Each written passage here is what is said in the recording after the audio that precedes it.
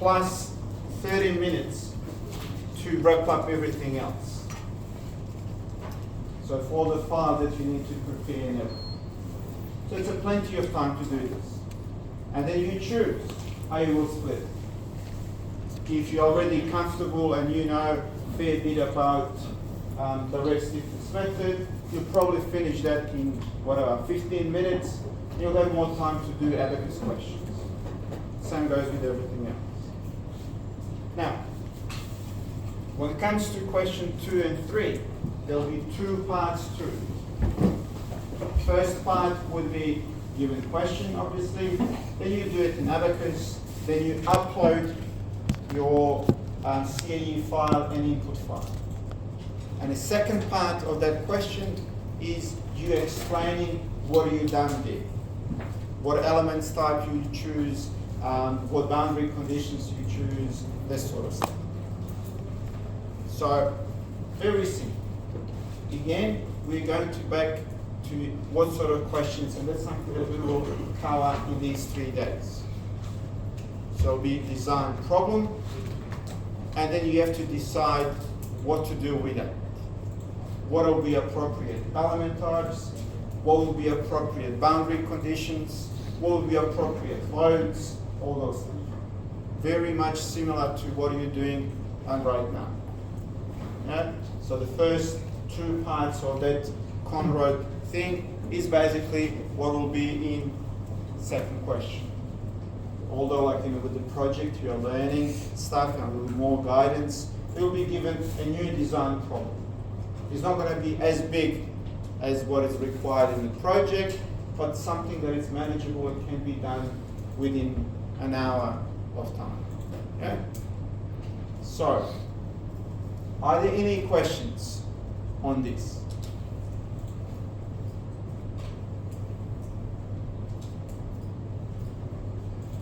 No? I mean, it's quite straightforward. As I said, all the text and all that stuff will be available. It is available. That's a copy paste from the actual test, the actual instructions of the test. The only thing that's going to be different will be questions. Questions are individual, so every person will have slightly different variation of the problem, but the essence will be the same. Yeah? Now, what are we do, or how are we going to do these workshops is next. Why is it so slow?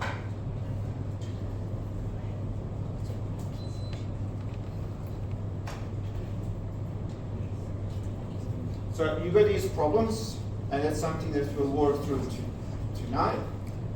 But essentially, your exam questions would be something along these lines. Here's the problem, solve it using direct stiffness method. Basically, I'm telling you what's going to be on the test. I'm not telling you what question is going to be, but it's going to be something of this sort. It could be different profiles, it could be different materials, it could be different structure, anything, but similar to this. If you are confident and comfortable in solving these, you won't have problems at all, or at least for the first third of the test. Yeah? Now, what these workshops, obviously, as I said, I'm not going to lecture you, because all that stuff is already available there. It's all about questions and answers, so questions that you are having, and you're trying to answer or provide appropriate answers to those questions, but also for you to practice with me or with your colleagues. Yeah? So, we can start off from this, question 1, I guess. So, let's do that individually. You can talk to your colleagues, sort of refresh your memories or whatever, and after some time, I'll have a volunteer to come on board here and solve in front of everyone. Now, why is that important? Because I know how to do that. and I explained to the best to my ability how to go about doing it. How you understood it, it's a different story. And you doing this on the board will tell you, or it will tell me, how well you understood certain things. And trust me, if you struggle with certain concepts, there's probably another 5 or 6 that are struggling with the same issue. Yeah? So it'll be good. No matter whether you get it right or wrong, basically the whole point is to figure out what are the missing bits that you got from the class, so I can jump in and help you out to sort it. Yeah? Okay, so it is available on Canvas. I've turned the lights on so it's more comfortable for you to do the questions. You can use it here. I don't think it's readable that well, but it's on Canvas, and let's do that.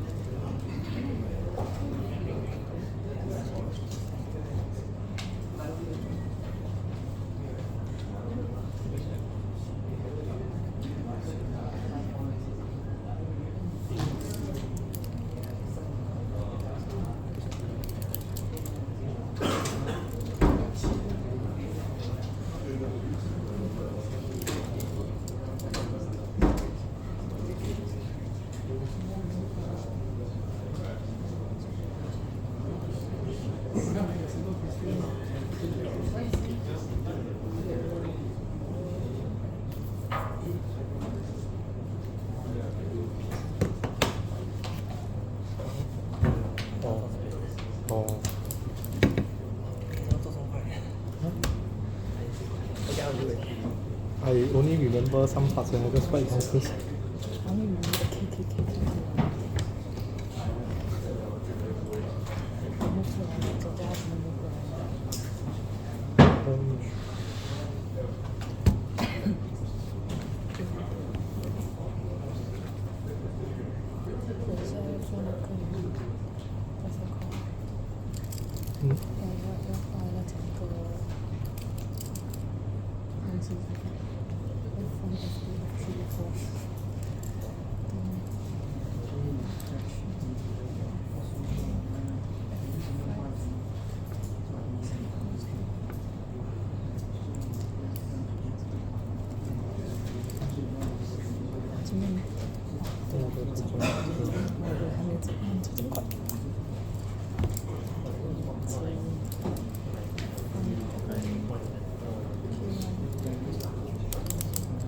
我都忘记下一个哦，这个要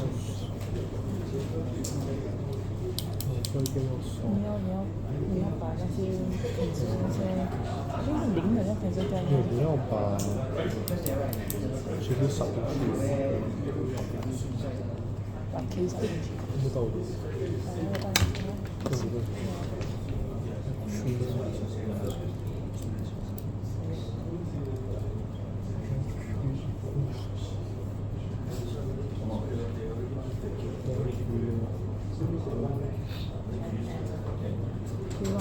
K2 400 K3 600 K2 400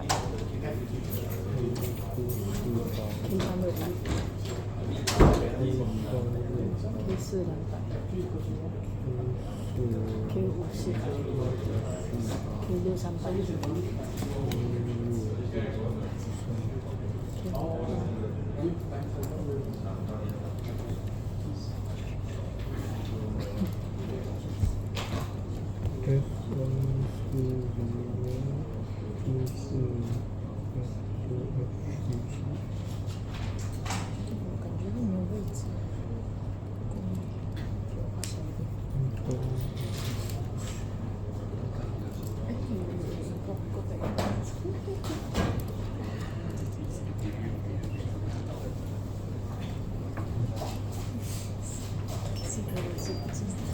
住了。我在 try to recall K1 K2 K3。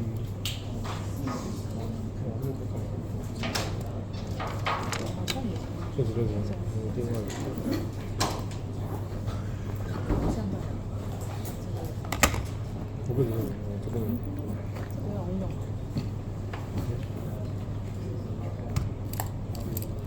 你把这个用 Excel 来扫可以。A1 2 3 1 2 3不一定要 Excel 吧。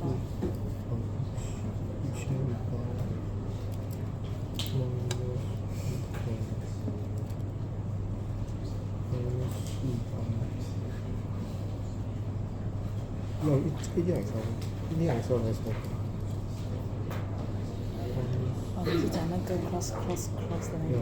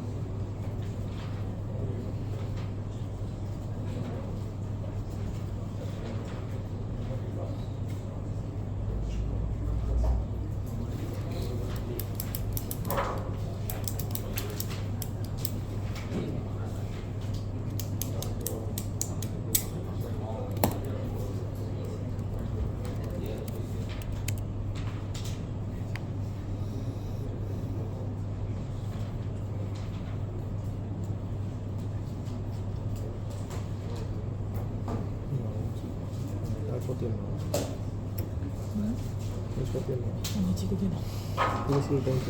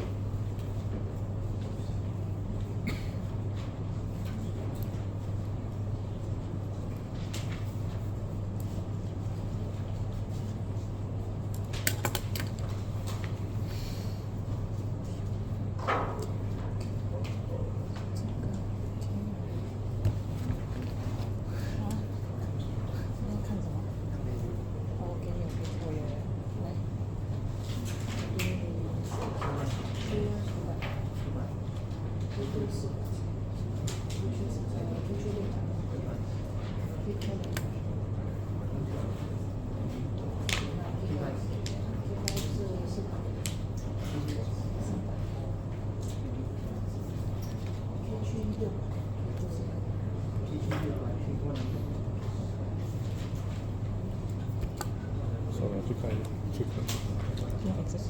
没有啊，看是之前的。哎呀，算了。不是 FE project。是导做。没有了，是比较的很好用。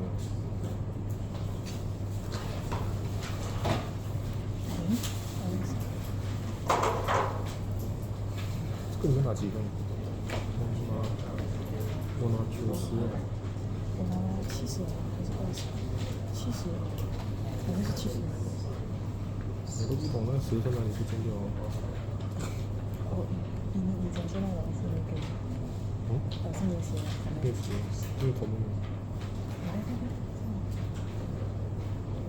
给他平身的啊？可以把它这里有一个。会有平身两边。对吧？应该需要 F2 跟 F3 的，但是 F2 跟 F3 的 force， 就是它没有，等你根本算不到 U1 U2 U3，你算不到 U2 U3，可是我觉得很像你少东西这样。你是讲说它的 force 还是它的？对啊，它只给你 F3，然后没有给你 F2 跟 F4。有时候我在想，为什么这样多 R？ 所以我找不这样子的话，我找不到 U2 高跟 F4。然后只给 F1 吗？还有 F7 的。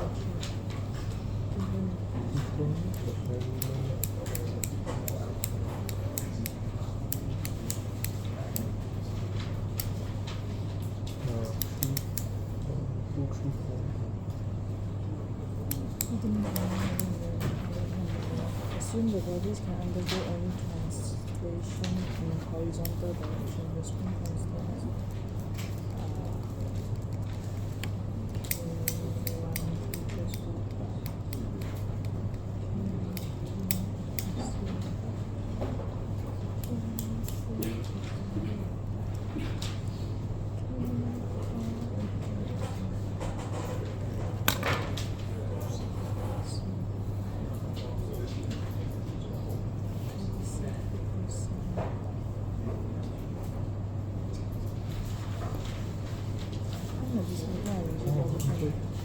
按这是多冰啊！按这多冰啊！哎，我没猜到按这的话。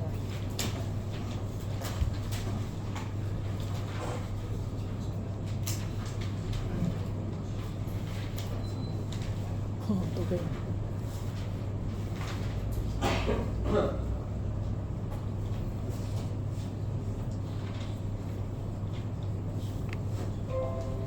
而且你人到要死哦。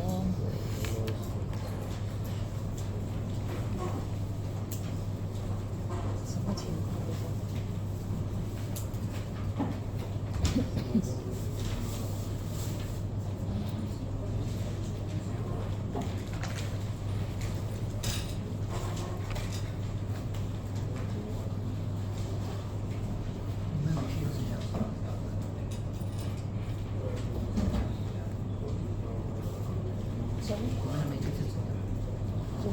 我现在是这样的。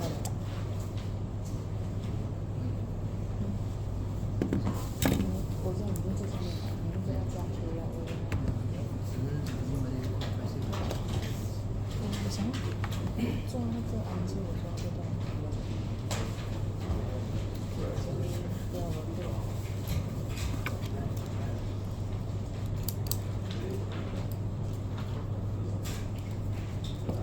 U2 是0.3，U3 是1.35 mm， 对啊，所以你需要做 inverse matrix。我们没有东西可以这样做 inverse matrix。我算了，assume non-zero， 你又没有 F2 F3。我们只有 F3。没有 F2 F4。如果 F2 跟 F1 他们是一样的，因为他们一定要在这个东西里面，它的 balance 有这两个东西。F3 是这个，他们两个就是要读一个一个。对，你们有这样想？哦，所以只有 everything 是 zero， only F3 是 1。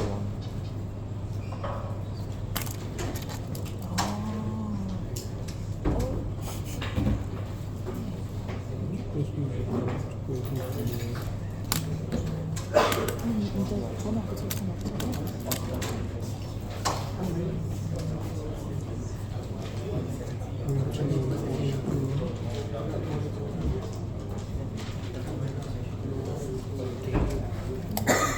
？Sorry?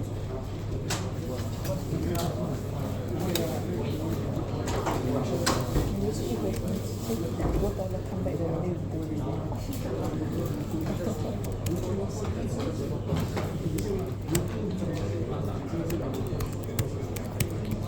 我们没有 Excel， 我们要不要问老师？如果没有用 Excel， 我们要怎么做？等一下跟你讲要哪个东西做。因为我们可以带电脑。这个有 Excel 吗？这个电脑？肯定有啦。你没记得我们在这边用到。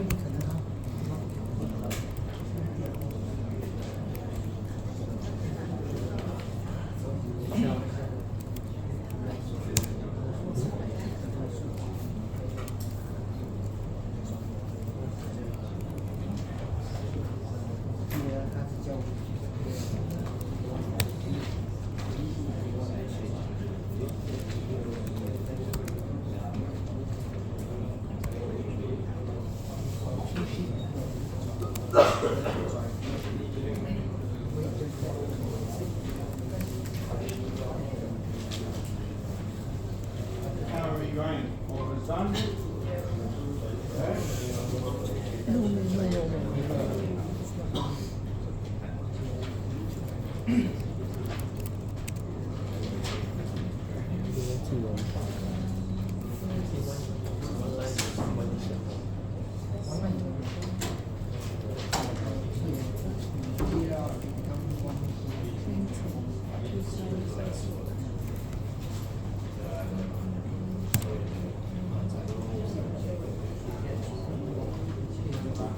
这个例子，0.84、854。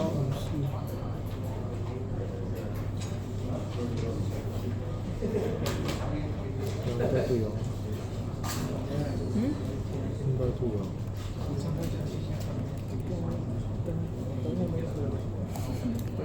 还在做着。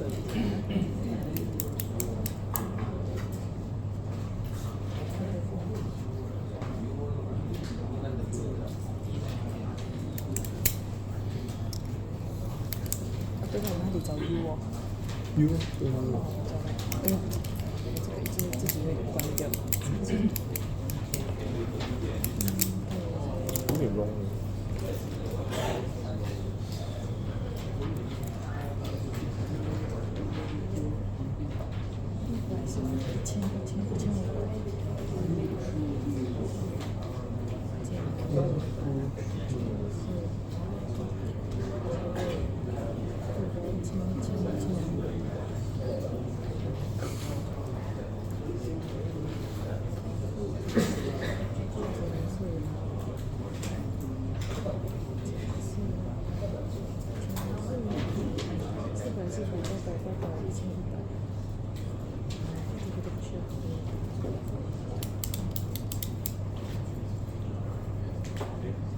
但是呢，这个叫 Excel。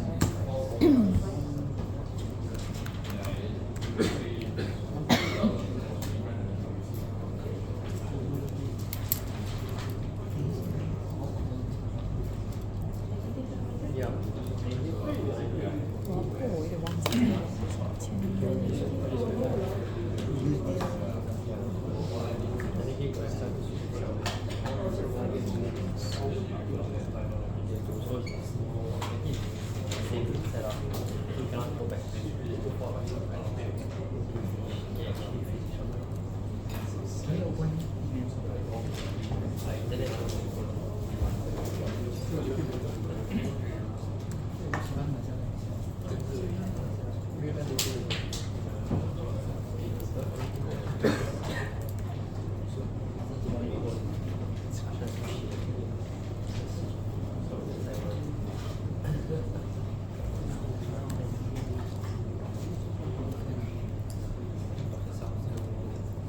你这个一是放1 kilo Newton 是1000是吗？对啊，是1000，因为它的 spring 是Newton per minute。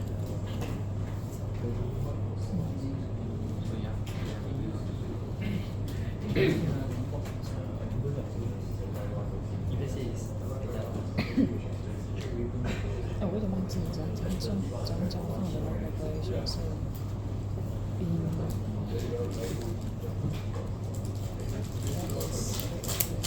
你要inverse 你要 inverse 你的 relation， 你要 equals m inverse。你的这个是600还是-600？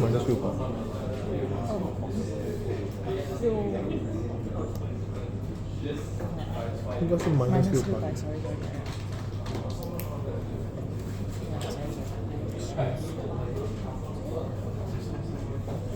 你要 n equals m inverse。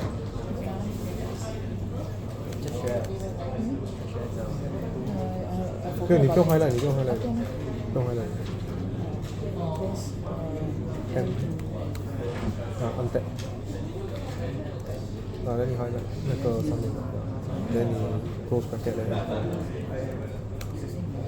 after that 你 equals m multiply m then 你 untap， then 你 highlight， OK 你 highlight 这个先，然后 comma highlight， 你按 enter。就是我们的猫不一样，1500减400，因为你就是这个0。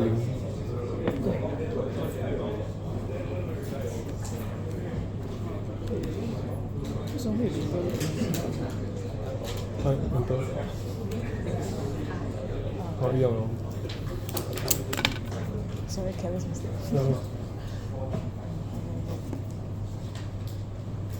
But 这个电脑算不了。我们可以在电脑，还有我们用那个做那个画正常来讲，只要你这个用 Excel 嘛，有些用 Excel。It cannot sign in.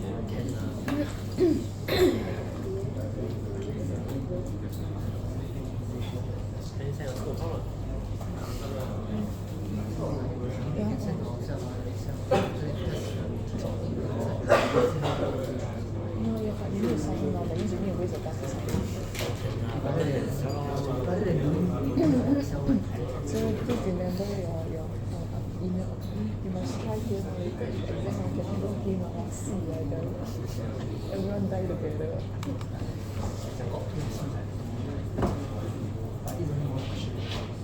这个我们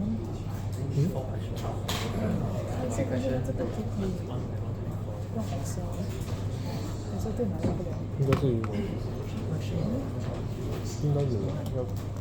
如果听如果你用 Excel 的话，讲说这个就需要问。我听 online 有的是，我可以 online 的话，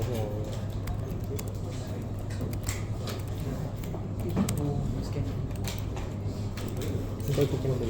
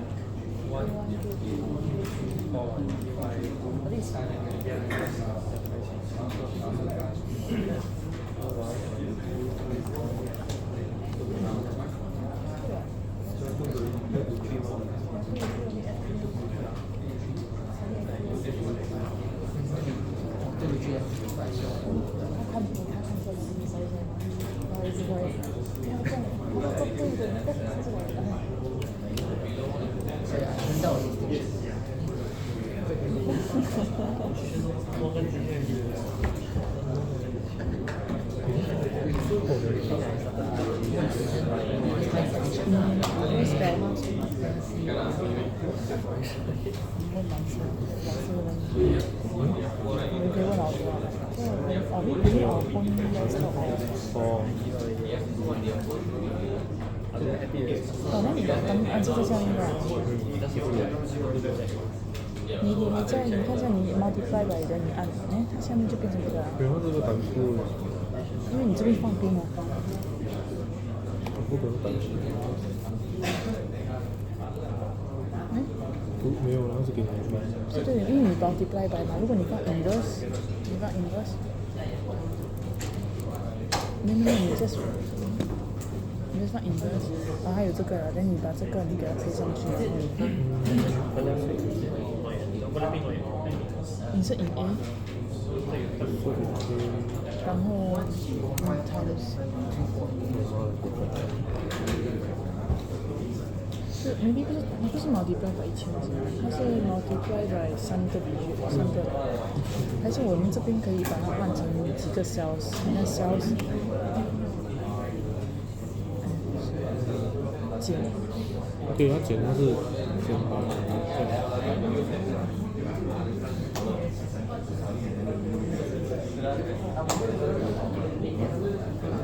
，Okay, are we almost done? Yeah?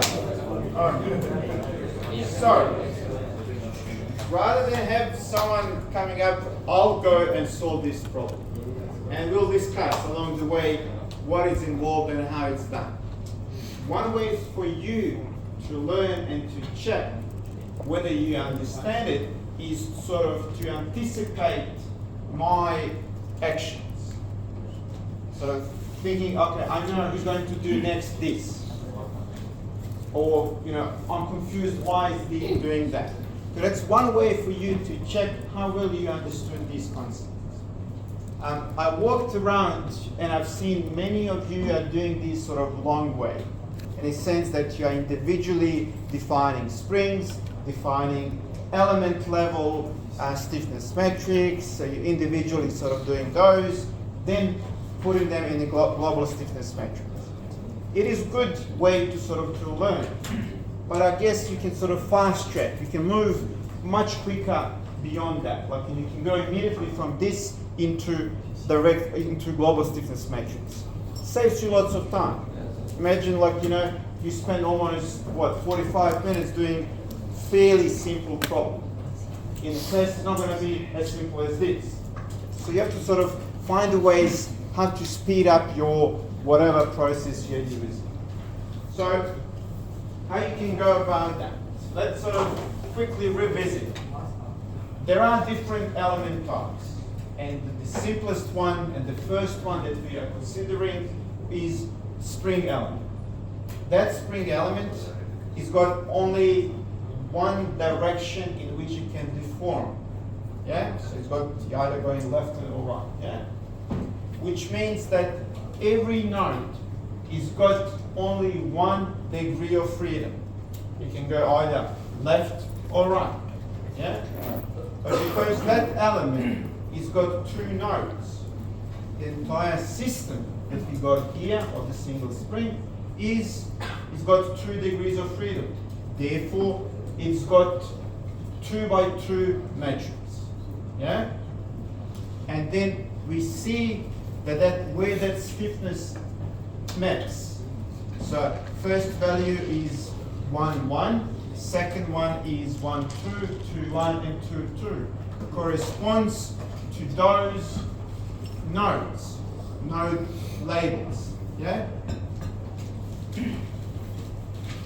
Each of those nodes can move, as I said, in horizontal direction, and how much they displace are called or defined by U1 for node 1 and U2 for node 2.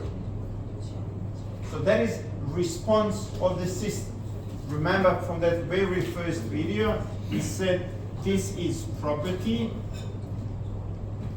this is response, and this is action.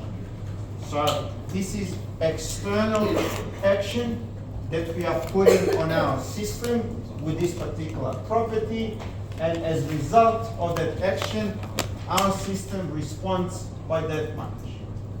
So that's sort of general of it. Now, we can't do much with a single spring system. Yeah? So instead, we are using those elements to solve more complex problems. For example, something like that, or like, other questions 3 and 4, which are more sort of realistic. This is basic problems, Mickey Mouse academic stuff, Hello World stuff if you did any program. So what we have here, slightly more complicated structure. Yeah? So first thing that you would do is to what? What would be the first thing to do? Free body diagram. Normally, first thing that you would do is identify what sort of units you're going to use. Yeah? So you pick units. Newtons, millimeters will give you megapascals. Newtons, meters will give you pascals. That's basically what it is. Questions will be described different. For example, in this one here, we got newtons per centimeters.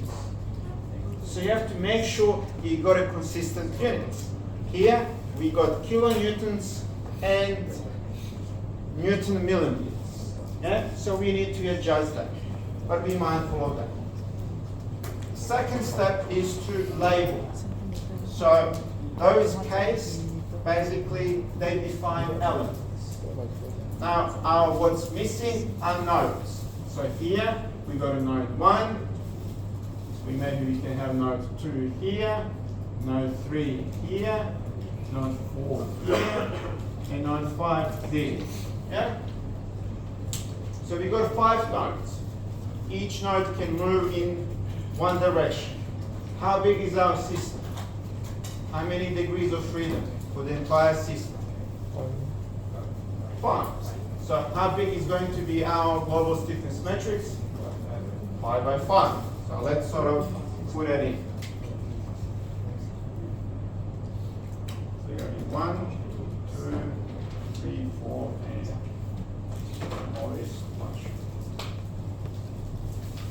Okay, and we've got 1, 2, 3, 4, 5.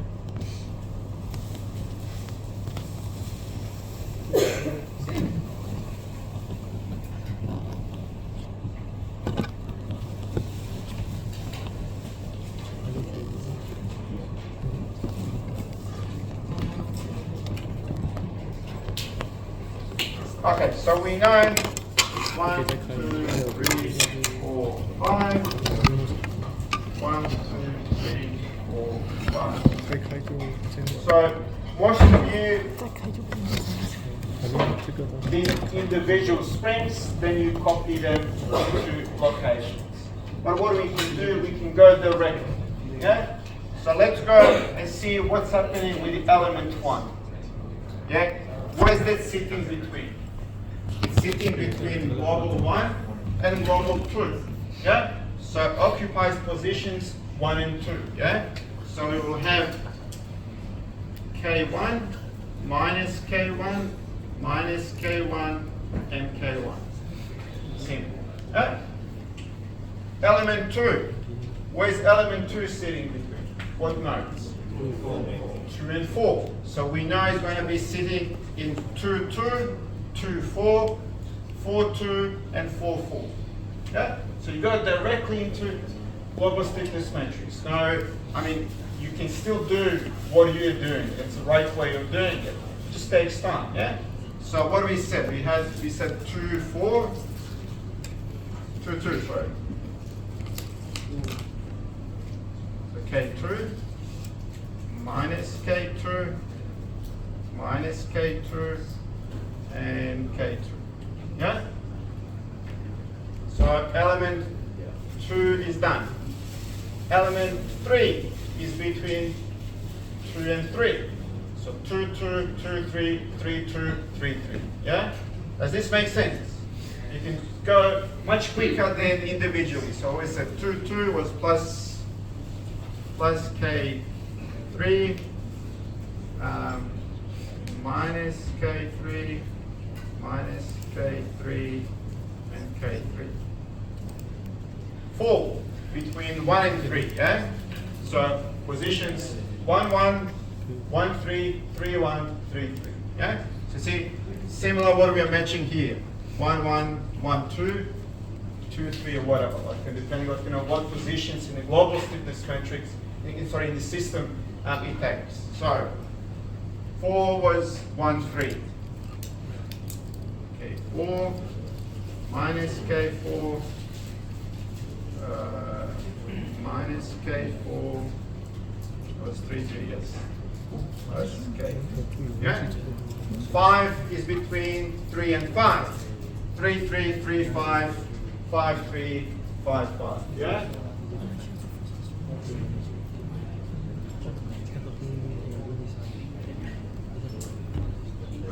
3, 3.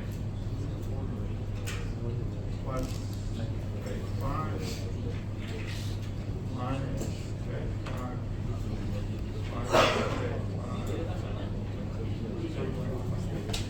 and 6 is between 4 and 5, so 4, 4, 4, 5, 5, 4, 5, 5. Yes?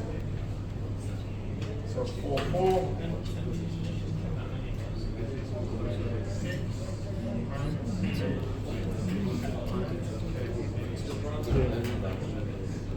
Yeah?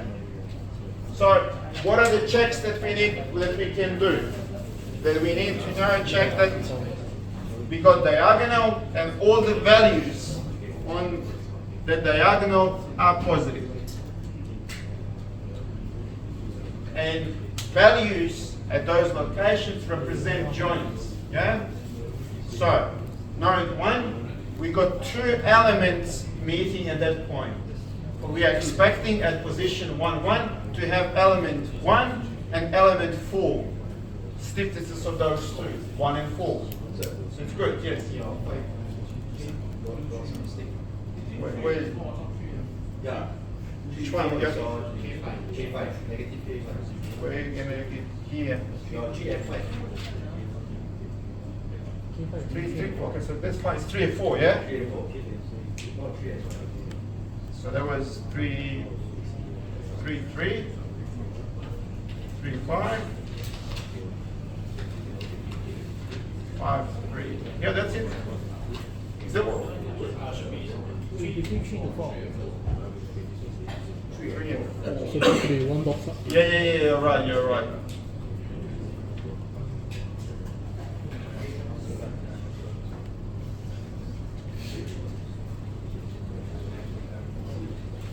It will probably show up at the joints, yeah? That's fine. Yeah? Fine, fine.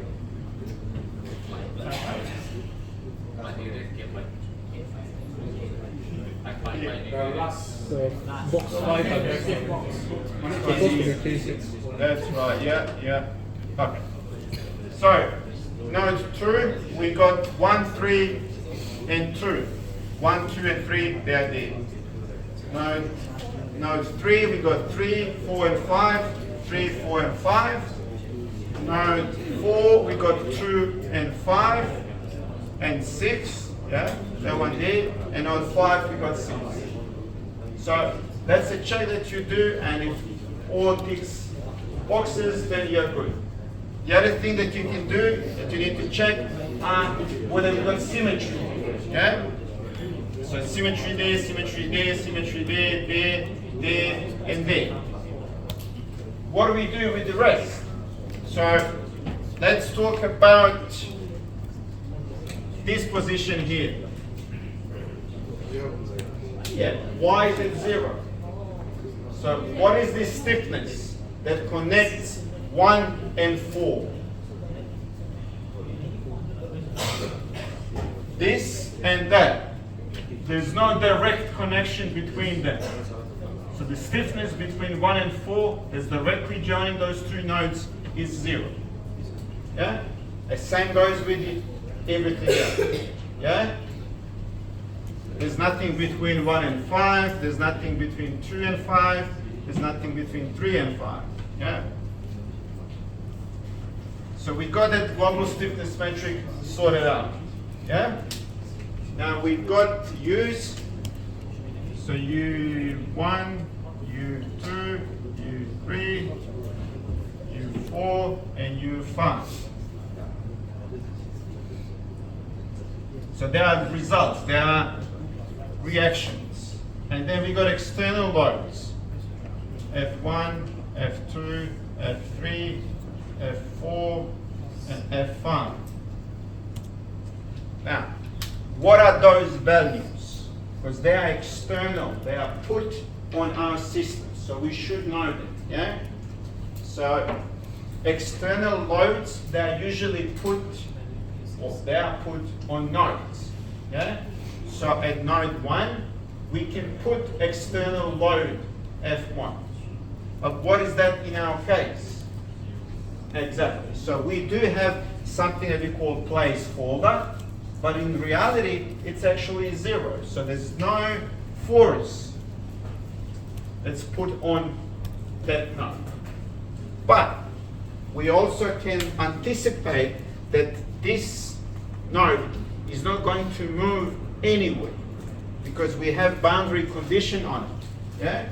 So this F1 will be equal to our reaction at node 1. So we can replace that in. Same is true for our F5, which is going to be equal to the wall reaction. Yeah? Now, F2 is 0, F4 is 0, and only non-zero is F3, which is how many newtons? 1,000. Yeah. You may sort of go with the notion and put 1 because it's 1 there, but it's order of units. That's basically where you have to sort of adjust it. Now, what is the next step that we do?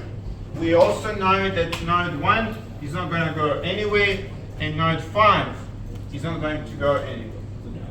So we can reduce this matrix by eliminating rows and columns associated with those degrees of freedom. So U1, basically column 1 and row 1 are out, and U5, row 5 and column 5 are out. So we are left with this reduced stiffness matrix.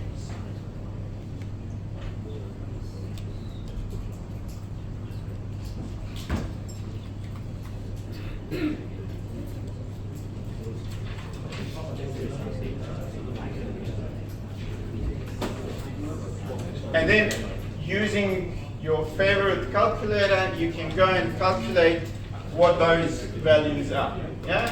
So could someone tell me what those are? 0.85, 0.55, 0.875. 875. Okay. We got that sorted out. Yeah? Which one? 1.55. Okay. Now, you can see they are all positive displacements.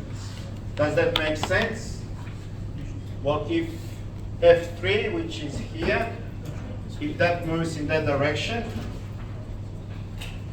everything will move in that direction, in positive direction. And assumption is that positive is the direction.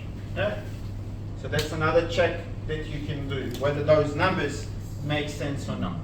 Yeah? Okay, so we got that sorted out. What else we need to do?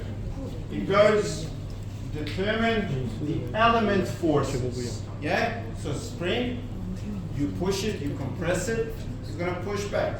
You stretch it, it's going to sort of want to go back to your original position.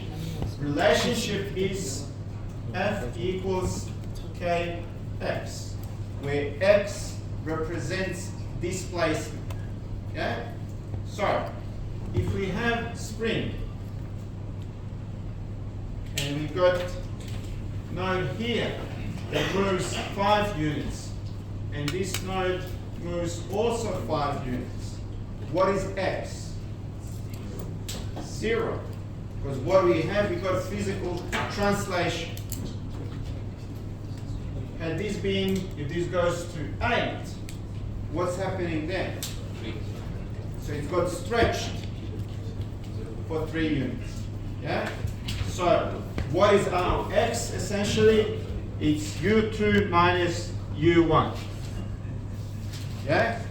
So the node on the right minus node on the left. So we can go and calculate what each node, what each element displaces. So we got x1, x2, x3, x4, x5, x5, I think it's enough. 6.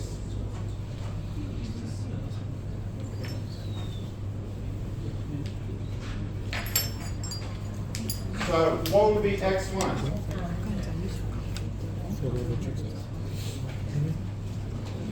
X1 is, so element 1 sits between nodes 2 and 1, so it will be u2 minus u1. How about x2? What is x2? What's element 2 sitting between? U4, Or 2. So it's u2 minus u4. Or u4 minus u2. u4 minus u2. What is x3? Sorry? u3 minus u2. x4? u3 minus u1. x5? U4 minus U3. u4 minus u3. And last one? U5 minus U5. Okay. So we know all the values, yeah?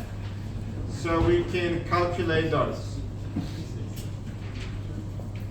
And since we know all the k's, so k1 or so, we can calculate what f1 is, what f2 is, and so on. Yeah? Does this make sense? Yeah?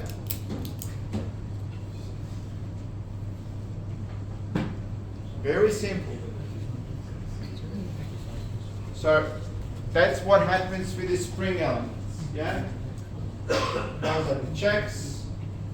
Now, if you go for question 2, it's exactly the same thing, just a little bit simple.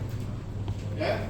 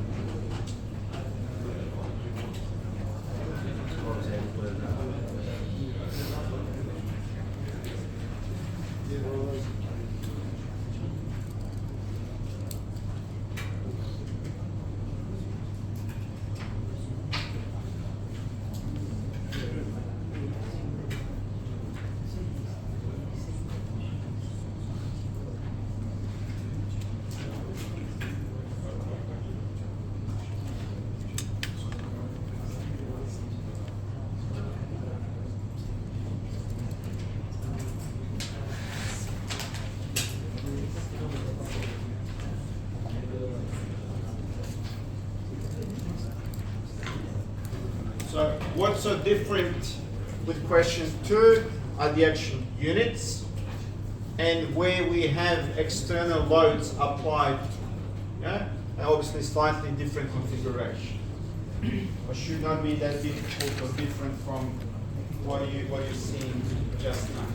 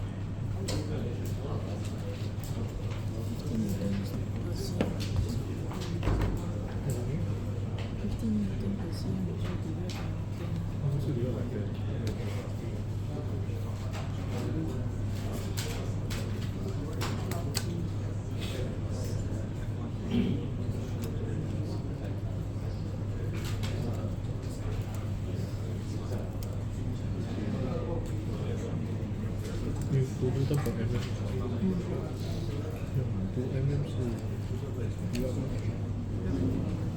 看得到那个。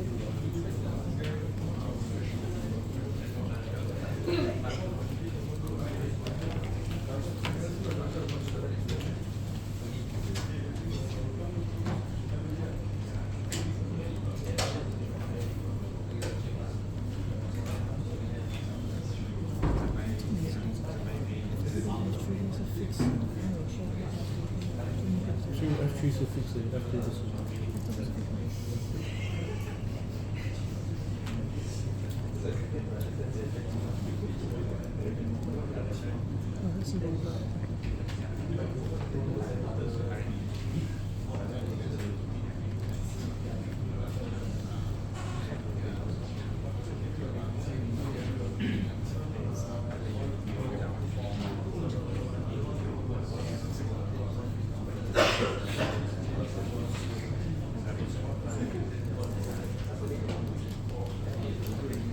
What would be units that we're going to use in question 2? Newtons and millimeters. Yeah? Now, we've got here K1 50 newtons per centimeter. Once we convert that into Newton and millimeter system, is it going to go up or down? No.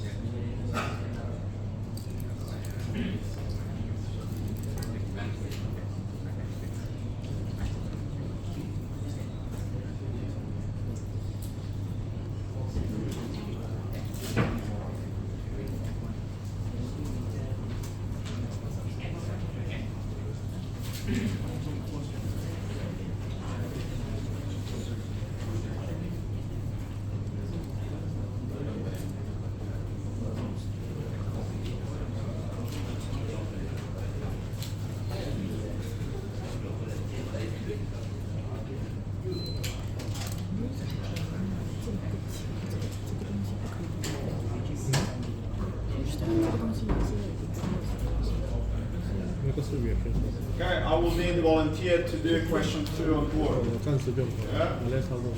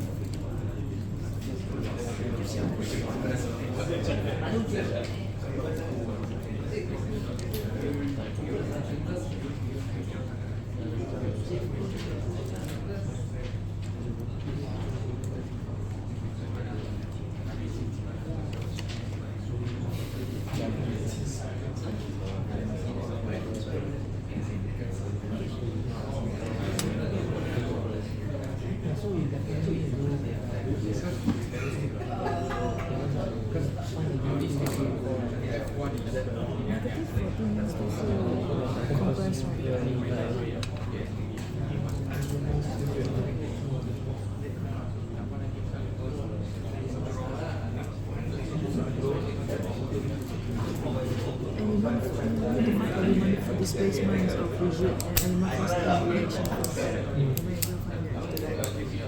reaction force 是通常是在那个 load of 的 load of 的 force。F2。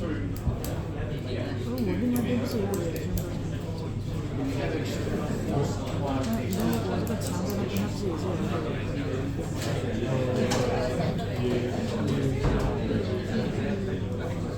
每个 spring 都有自己的 force 的话，我推出去跟它的 reaction force 是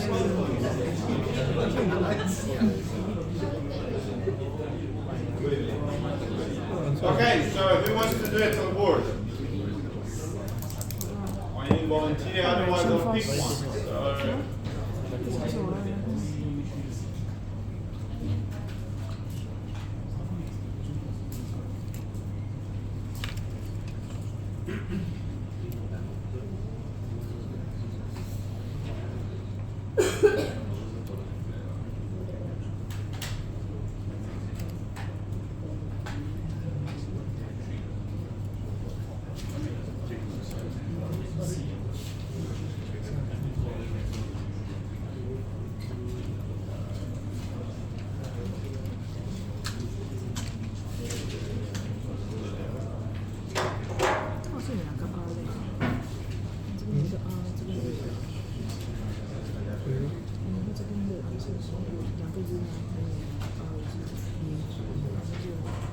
from the wall， from the wall，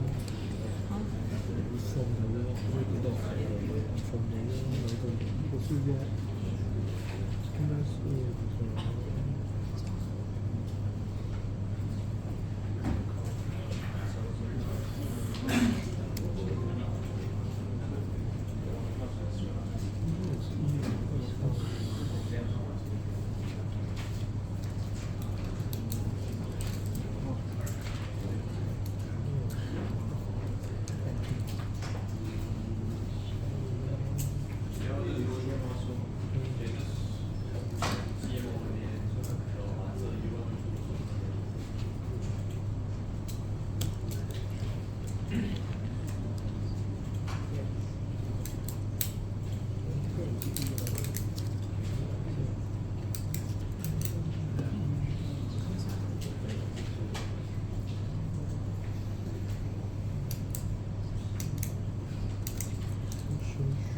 我看一个好像是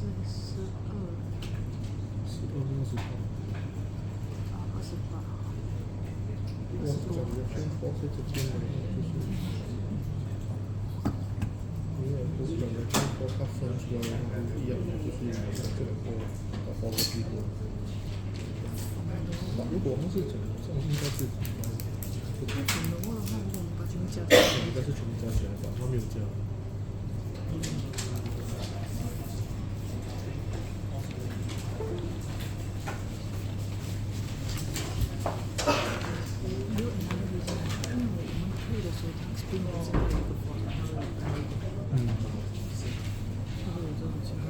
它没有一点点，就是那个 force 进来多少，你回去就是多少。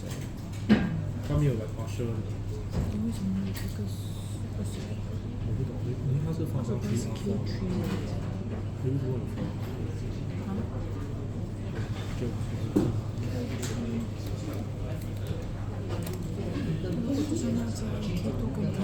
个交在一起。Okay, who wants to do it? 你也打。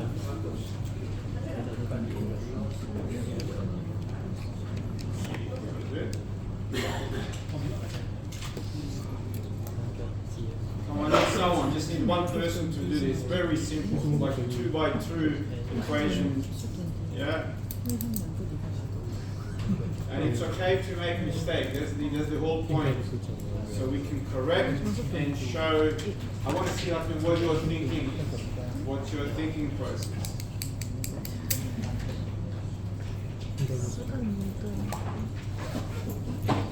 So like all of a sudden everyone's busy with their phones, with laptops, with everything. No one wants to look up and we make eye contact.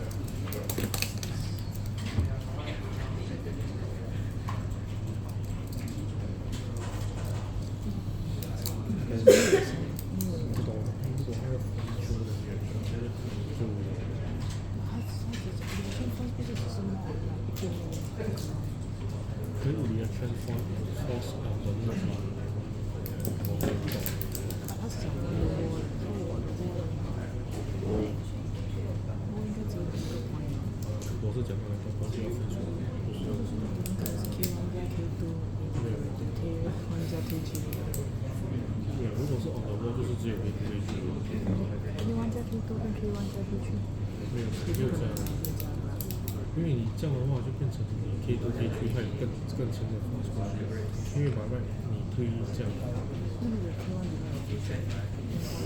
没有，unless 它的 stiffness 是一样的 ，unless K2 跟K2 K3是一个，那就一个来做。因为我这边推进去，如果说 K2 跟这个有这样发出来，这两个 knot 的话，这样推进去这个两个 knot，应该是要从 K1 开始算，就是。对，因为它的 force 是 push from K1，push 去一个 spring from K1，这个 K1 的 force 会 translate 至 K2 跟 K3，但是不是 spring 的，因为 K2 跟 K3 不一样。所以说我们直接用 FK K1。没有 K1 只是跟你讲 K1 的那个 force 它 explain 多少。要是。因为 K1 你是40零所以你 K1 一定是40。对，现在我的 K1 它的 force 里面是40。我 FM 是40。对啊，因为他跟你讲，OK， 说话的意思是，这个 force 在这个 K1 的时候是一个 compressive force， 他只是跟你讲 ，OK， 他在这边这个 K1 是被压。K2 跟 K3 也是被压。K2 被压，只是那个第一个是12，但 K3 是被压。对啊，因为它的 stiffness 不一样。那这样的话，我就拿那个第12跟那个28。没有，是这样。reactive force 就是那个墙会包水多少 force， 如果是 bounce to K2 就是它的 positive， 就是都一样 force 吧 positive。如果这样的话，应该就12跟28。对啊，我比例是这样的。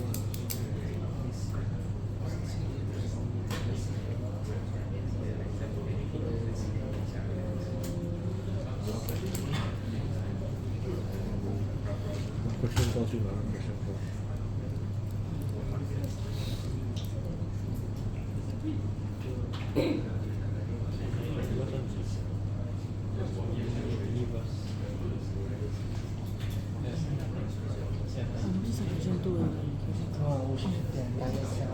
没有，我是在看，没有在做。我想说，哇，你这样可以这么说。哦，因为它是一个 slide。这个应该是跟我们这个前面那个差不多。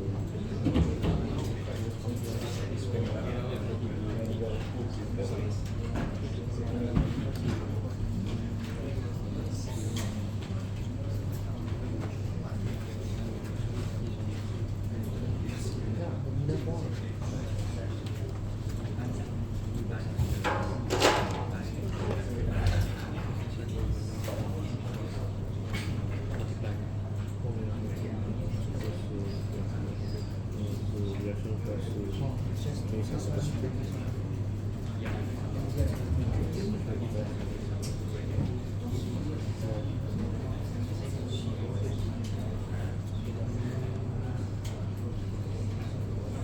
个是 Q1，一个是 Q4。maybe 是这个角度的 reaction force 1 reaction force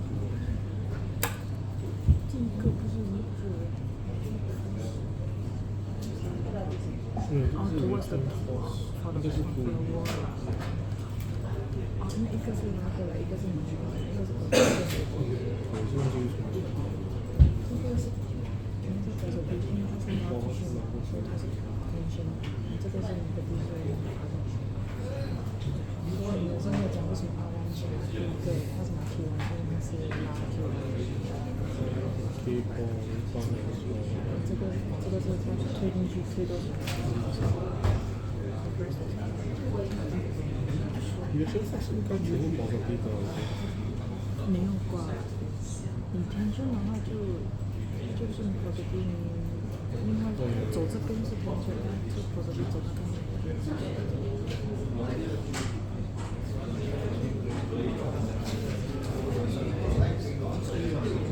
比如说啦，至少如果没记错的话，好像是。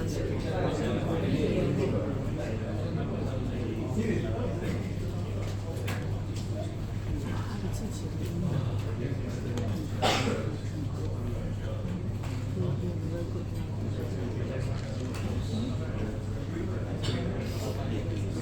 just tell me to help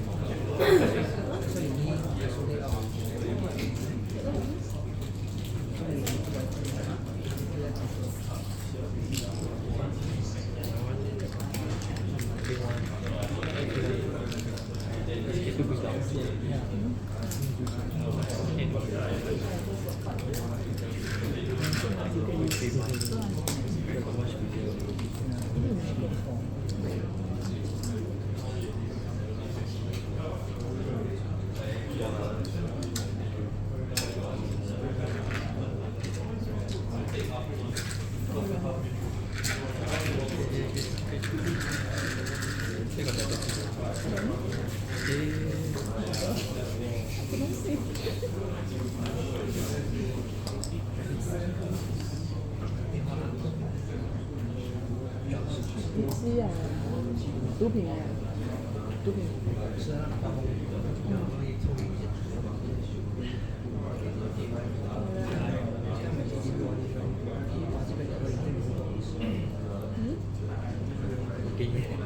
那也，然后也在跟医院。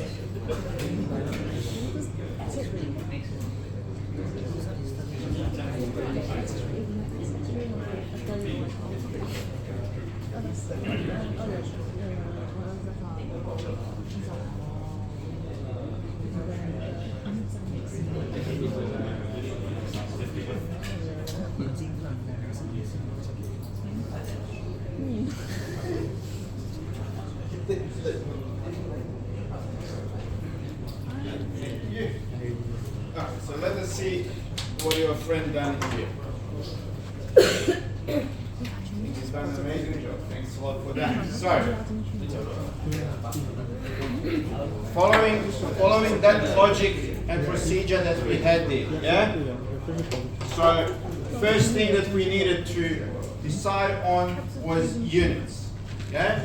So we had newtons and centimeters, but we need to convert that into newton, millimeters. That will eventually lead us to megapascals, yeah? So that's the first thing that we need to do. Or do newton meters and have pascals. So those are the actual units that we're going to use. Your friend clearly identified 3 nodes, and therefore we will have 3x3 global stiffness matrix, yeah, which we got here.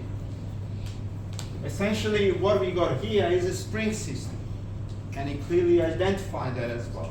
K1, K2, K3. So K1 lives between 1 and 2, so we got K1 minus K1 minus K1, K1. And then we got other 2 living between 2 and 3, so they will double up. So they will be K2 minus K2 minus K2, K3, K3 minus K3 minus K3, K3. So what is done there is good. Again, we can go back to those checks. Diagonal, positive values. We got symmetry and got zeros where we do not have direct connection. So makes sense. Then we look at here. We got U3 is equal to 0 because we have boundary condition at node 3. So U1 and U2 are unknown. When we go to actual external forces that are applied on our system, we can identify that F3 is our reaction 3. We also can see from there that we got external force applied at node 1. So F1 is equal to load that is applied there. And he clearly identified that there's actually nothing applied on node 2. Therefore, external force that is applied on a node 2 is 0. So that's how we populate that. That's different from element forces that we are to calculate. Yeah? So, we are eliminating third row and third column, that we are left with very simple 2 by 2 two simultaneous equations that we can easily solve, and he did, which is here, and we got 12 millimeters of U1, 4 millimeters of U2, and then U3 is 0. Does that make sense? Yeah? So do you expect node 1 to move further than node 2? Yeah? So numbers check out. Then we said how much element 1 has displaced or deformed. So we got -8, -4, and -4. Does that make sense? So they've got shorter. Well, by look at that, they got compressed. So it does make sense. Yeah? Then we just simply multiply them out and we got the actual forces in those elements. These are not externally applied, but they are rather internal reaction forces due to that externally applied force. Yeah? So they are element forces. Yeah? And last thing that we need to do is to find out what R3 is. So we got one reaction force. Yeah? So what do we need to do? That's something that we've forgotten to do in the first example. We go back to this. We multiply out K by U, and we find out what R3 is. Yeah? So there's no R2. Yeah? So that's the only thing that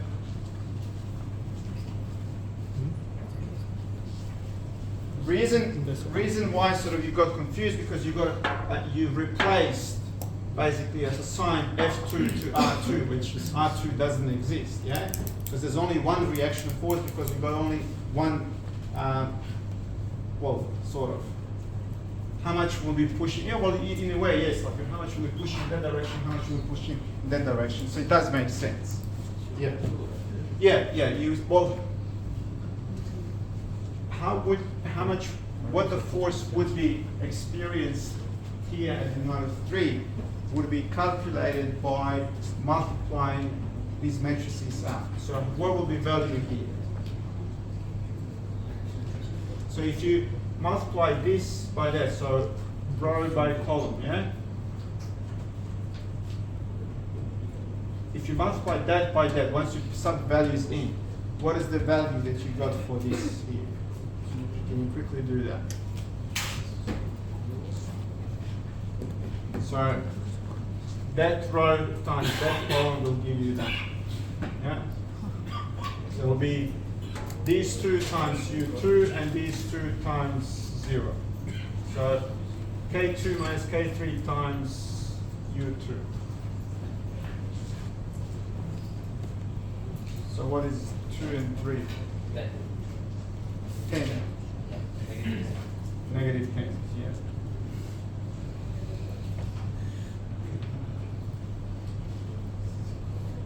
So what is it? 2 and 3.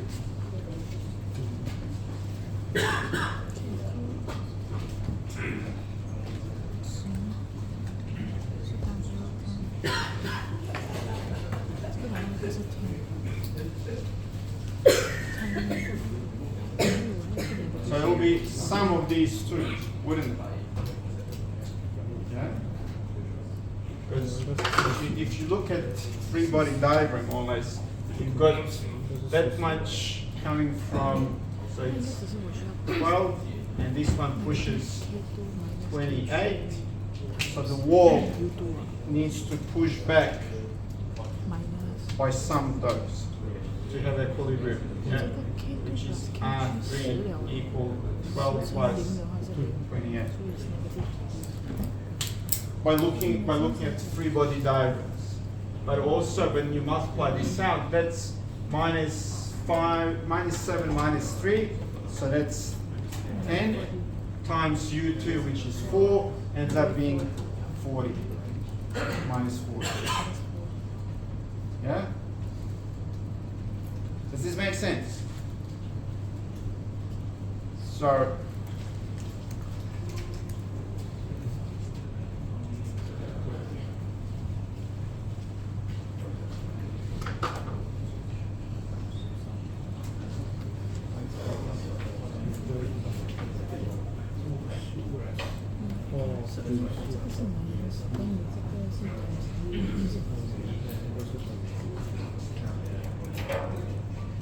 so what did we have for the global stiffness matrix? What is the K1? What is the K1? 5. So what is the next one here? Negative 5. 0. What we got here? Negative 5. What is here? 15. What's here? Negative 10. Negative 10. 0. And what was the last one here? 10.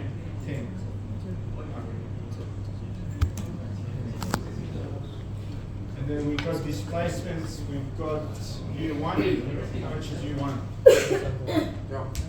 12. So 12 4 0. Now, the way you would do a matrix multiplication, it's a row times column. Yeah? So we'll have F1, F2, and F3. So to get this value here, that's what we're after. This one here. We do this row times that column. Yeah? So F 3 is 0 times 12 is 0, minus 10 times 4 is minus 40, 10 times 0 is 0, so it's minus 40. Does that make sense? So our reaction force is negative 40 newtons on node 3 here. And that matches, if you look, as I said, if you look at three-body diagram, so this internal force in element pushes, what is that, 12? And this pushes 28. So like that. So the wall needs to push back some of that. Otherwise we will not have structure, we won't have static system. Therefore reaction force is the sum of those two, or as you multiply them out like this, ends up being that. Yeah? Okay. So that was a small twist to that. Question 3 and question 4. They introduced bar element. Same story as we had before, with small change that stiffness is calculated based on geometry and the actual material property. So rather than saying, here's the K value, you need to calculate given cross-sectional area, given material, and given the length of the metal, of the element. Yeah? That is the only difference. But this presence of cross-sectional area allows stresses to develop, and the presence of length allow for strains to develop. So in addition to displacements, we are after stresses and strains as well. Yeah? So a little bit more calculations to be done.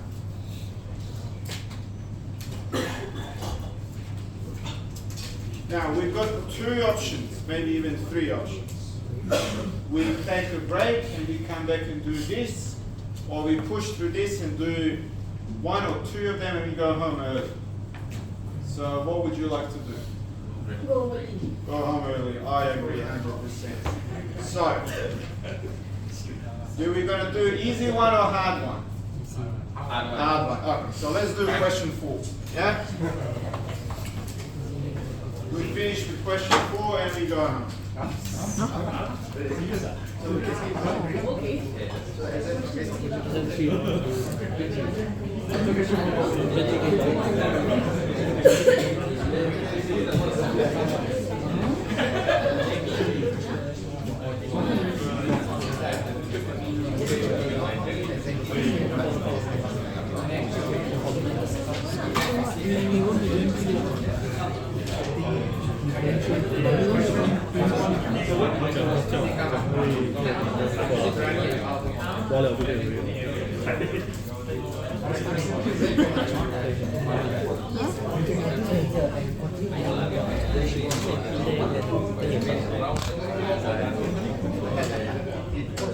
This cameraman.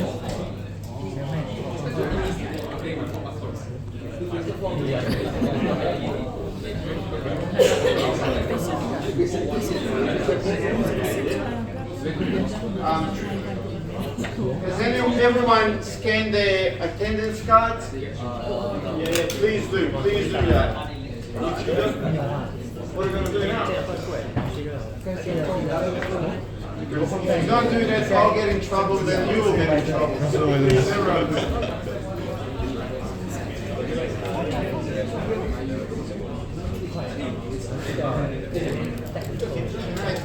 Mind you, I'll figure out how.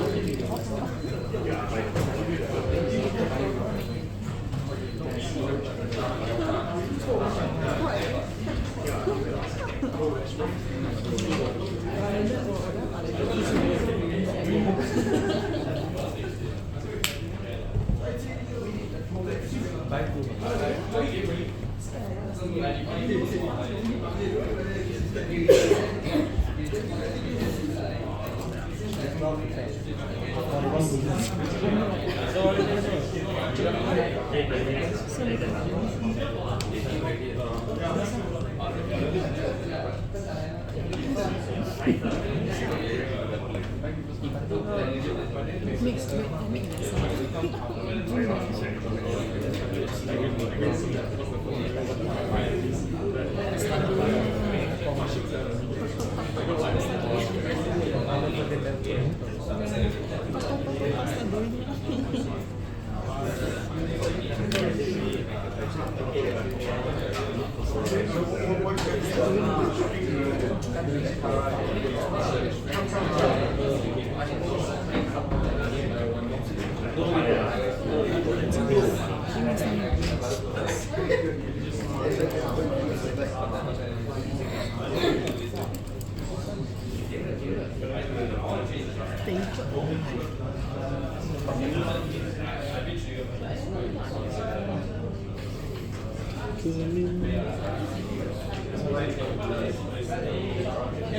So everyone touched on and find themselves, yeah? Good, thank you.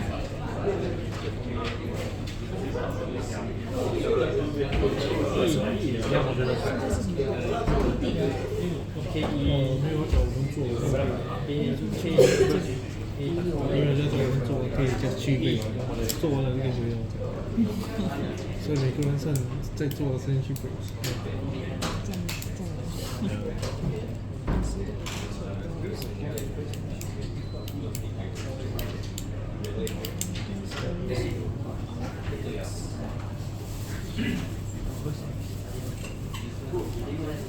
因为 X 是 meter 那表，可是用 modulus 100人个 Pascal， both end of the bars is equals 10.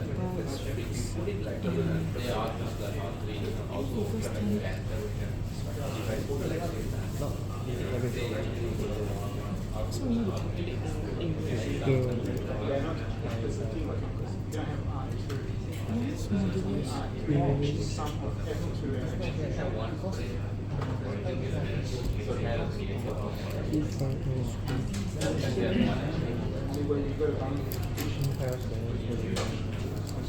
This that was free. So this one here is free. There's nothing pulling it to sort of move left and right. Had it been here, for example, had it been boundary condition, then these two springs would not deform. Right? Because only one will be like this spring will be squashed between the two. Yeah.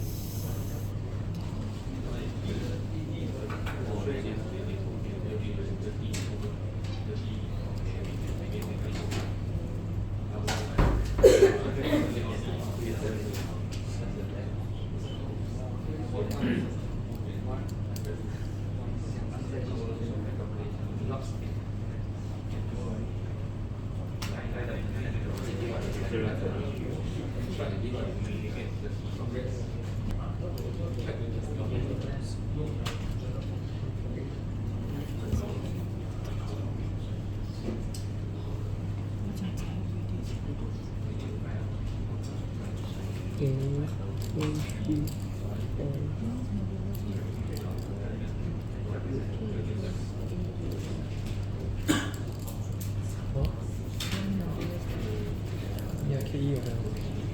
K plus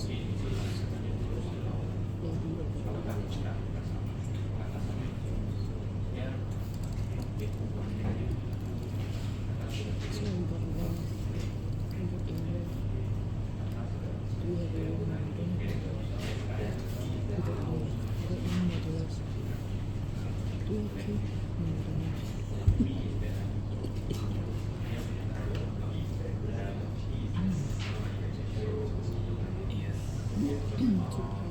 That's fine.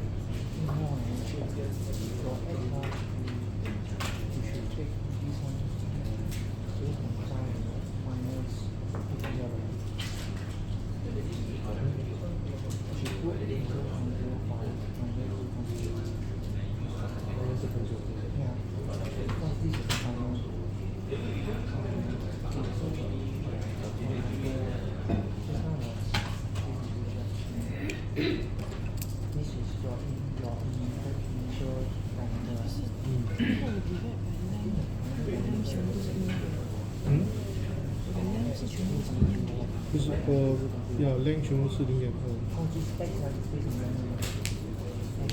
不是说 everything 都是一样的吗？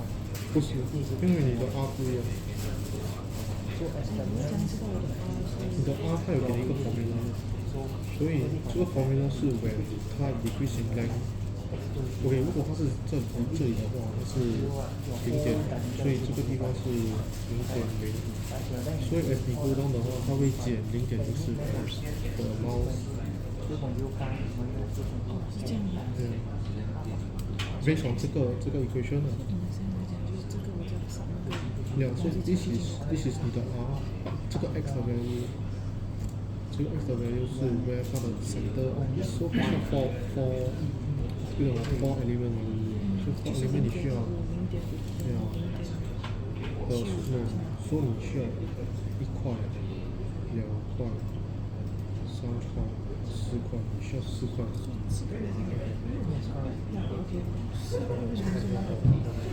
因为有点4块呢，你要拿它的中间，在 every 块里面你要拿它的中间。是中间的。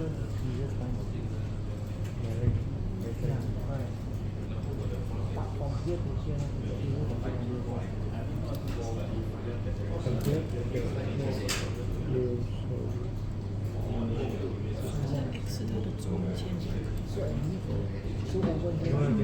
为什么要拿中间？因为它是前面因为我们 assume OK 它是 paper， 所以我们 assume that 它中间是它的最低的那个，所以我们 just assume 中间是整块是一个 rectangle block 这样的 instead of 把它弄 paper 弄它成一个 rectangle block。谢谢你的帮助。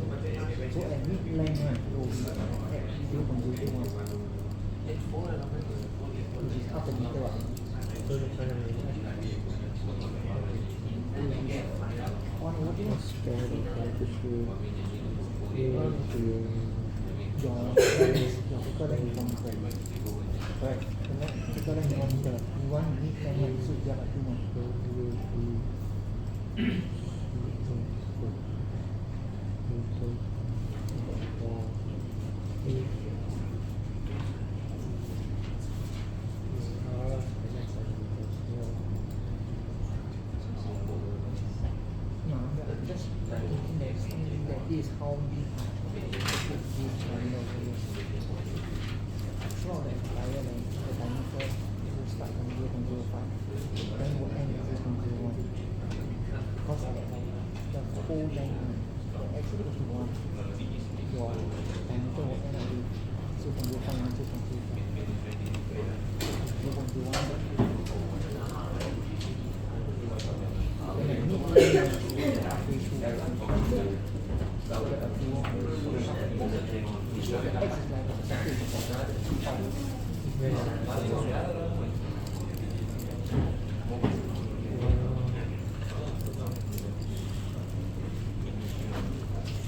X 数学好像怎么样？没有没有，你可以，因为他讲全部什么，你的 R 是1m，没有他好像是有，刚才看到他是讲 radius 是1m，我是吗 ？millimeter 是 meters right？所以你 just when 你的 K calculate 出来，它是以牛顿meter。牛顿米度的话，就是说变成我这个要换成 K。没有，这个要换到什么？是kilo 牛顿米米。没有 megapascal 是牛顿的，pascal 是牛顿。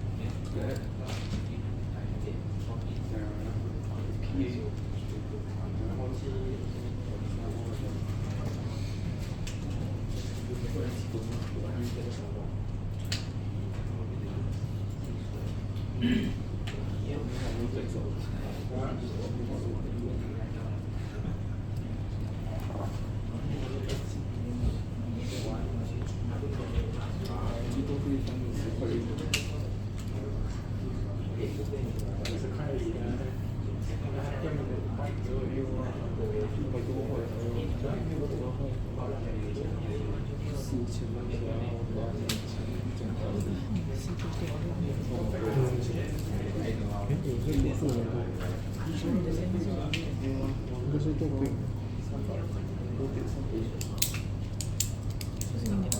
因为你的 length 是这个 portion， 你的这个是这个 portion， 你的 length 是全部是这个 portion。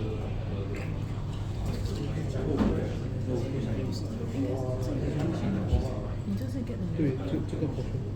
应该不是0.1就是1米对你那个。0.3。对。0.2，因为 4 已经过了。然后应该是25，对呀，是25。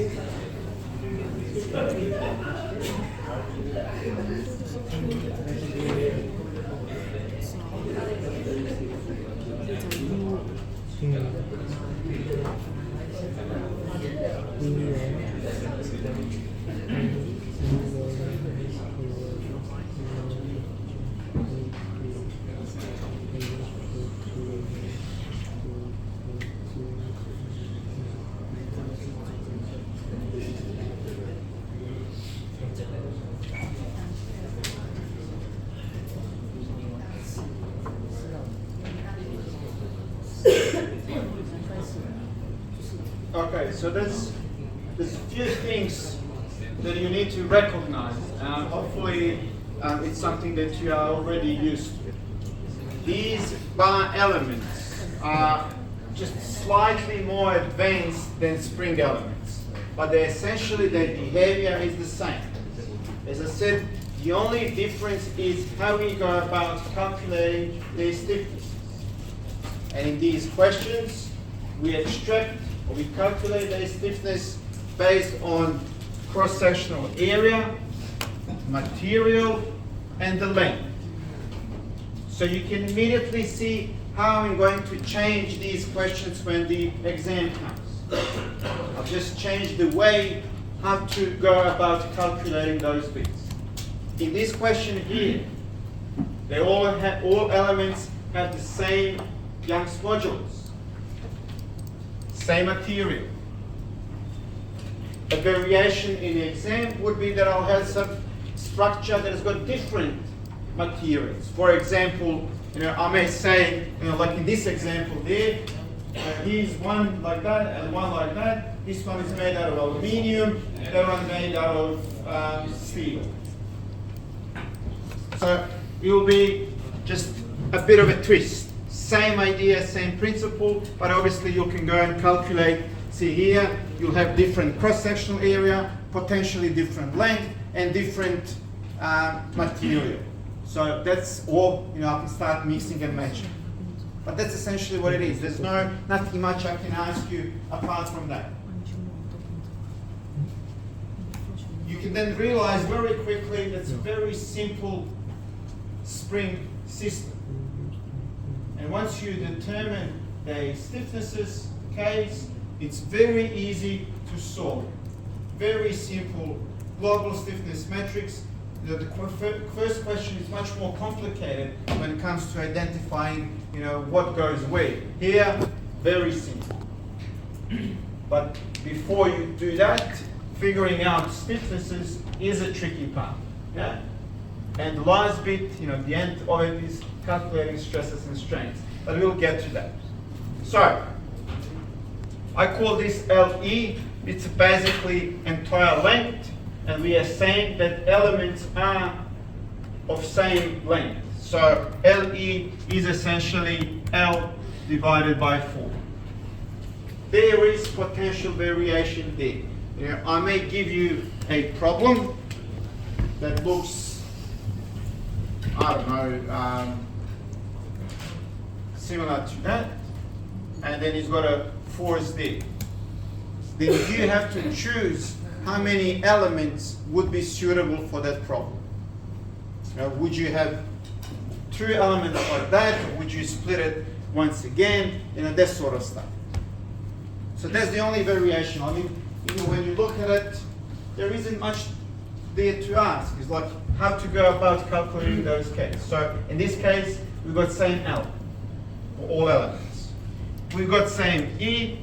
The only thing that is different, and you need to spend some time figuring out, are those cross-sectional areas.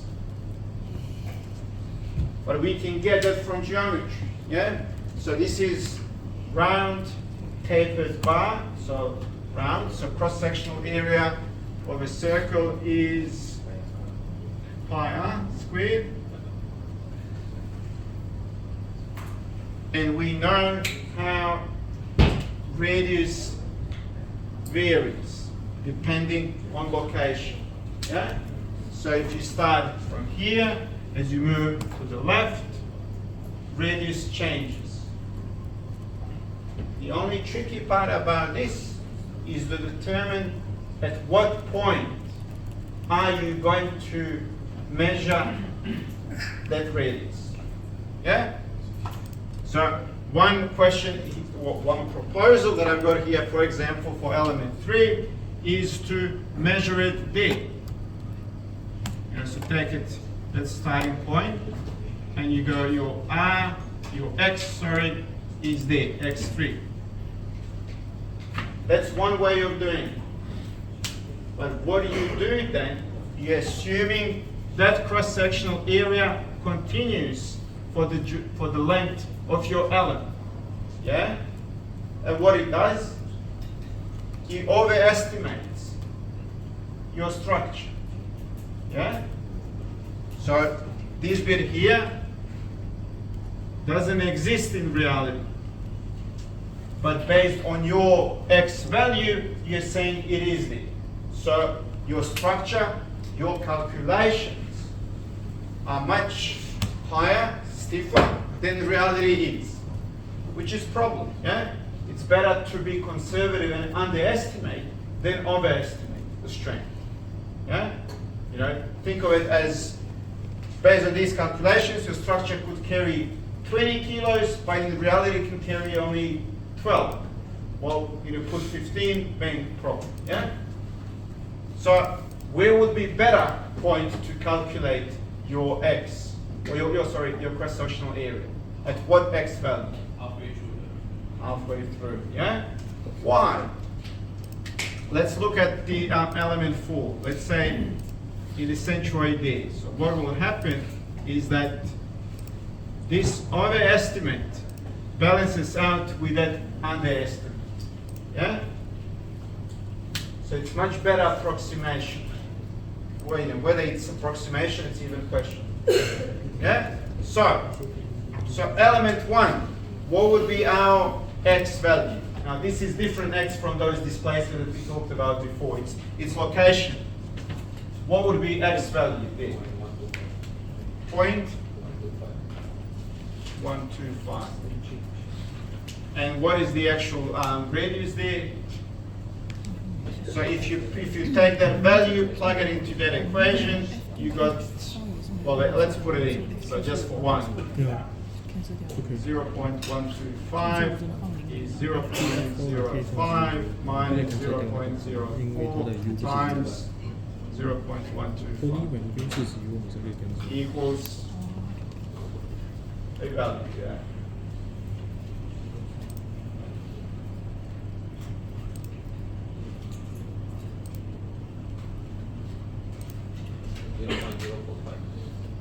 Zero point zero 45. So that's the radius in the millimeters. So you take that value.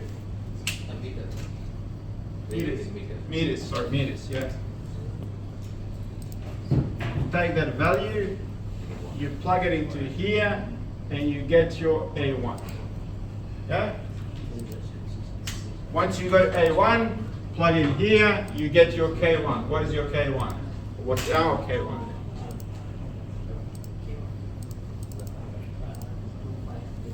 Can you follow this? It's really important to see lots more. It's very simple, you know. So you just go in reverse. K is this. I know that, I know that, I don't know that. What is that? That is the pi r squared. Okay? To get r, I need to go back to this equation, plug the values, and then you go back now in reverse to get a value for K1.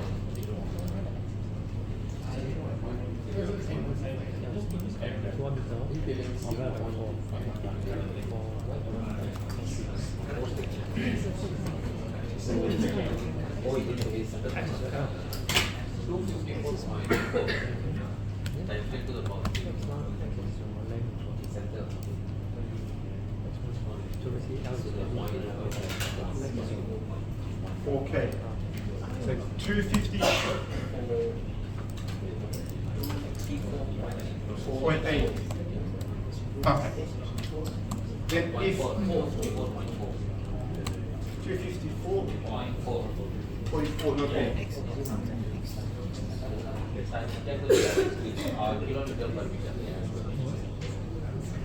Like that.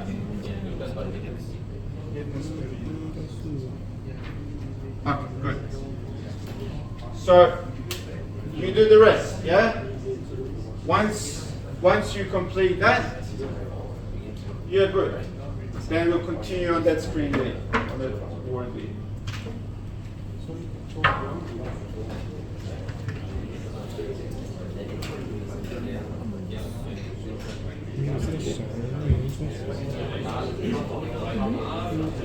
You 565. 5655 and 5656. 565.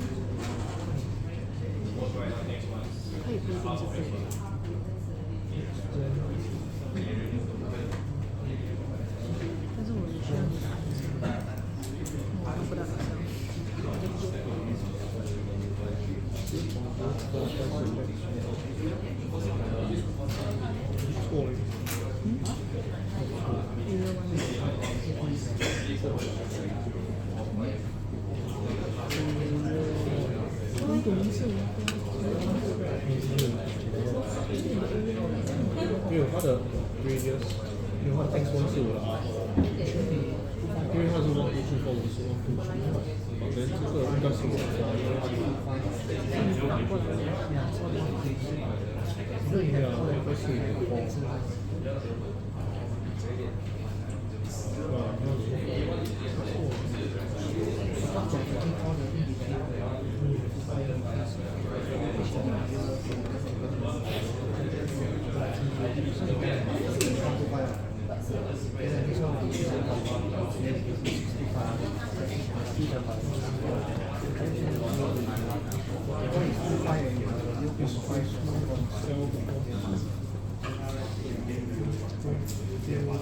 Okay, are you happy with this? No? Sorry, I got five lines. 对啊，还有5个这边，他们 You're right. There's one more missing. But we can squeeze that one in easy here. Plus K5, minus K5, minus K5, Oh, I K5. mean, the supposed to have only U5 up to K4, but yeah, U5 up to and K4, F5. But it's still 0. Yeah, right. Yeah.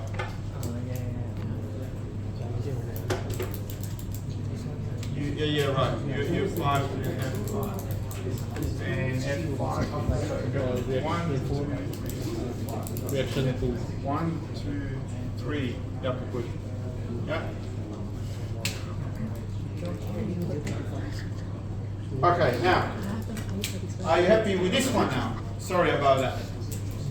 Yeah? What I'm not happy with is those forces.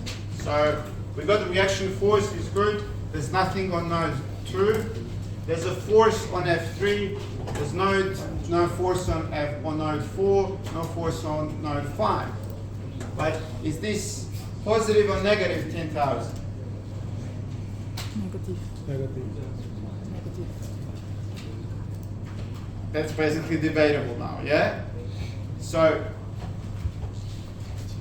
what we did here, we measured our x from right going to left. And when we did the calculations, we took that as a positive value. Yeah? So, essentially we assume that to be positive direction. It basically goes counterintuitively, it goes from right to left. But it is our assumption, so we are saying everything that goes from right to left is positive. And that needs to be clearly defined. Yeah?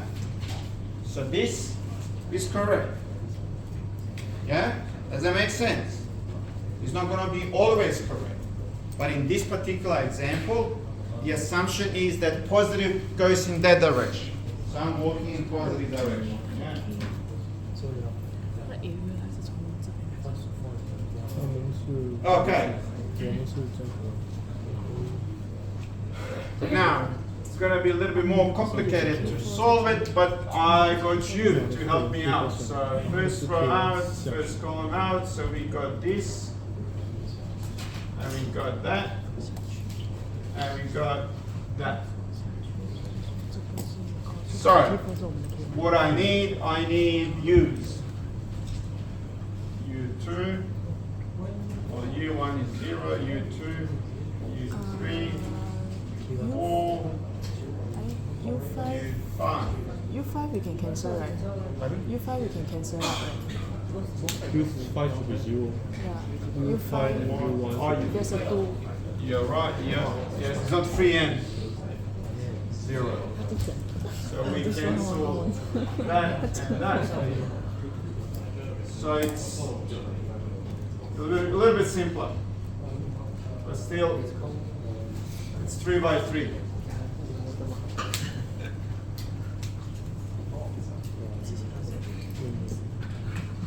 Okay.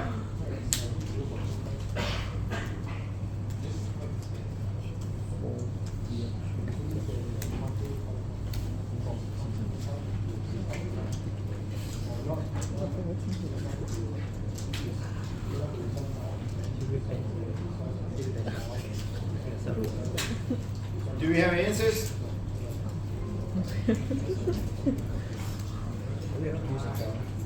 Are we allowed to use Excel to make that? You can use Excel, you can use MATLAB, you can use whatever you want to use. Our own, we bring our own calculator. This is true. The students. So the question was, during exam, can you use Excel or MATLAB or anything? Yes. I don't really care how you go about calculating this because this is not maths class. Basically, I need the answer. So we need those numbers so we can do everything else.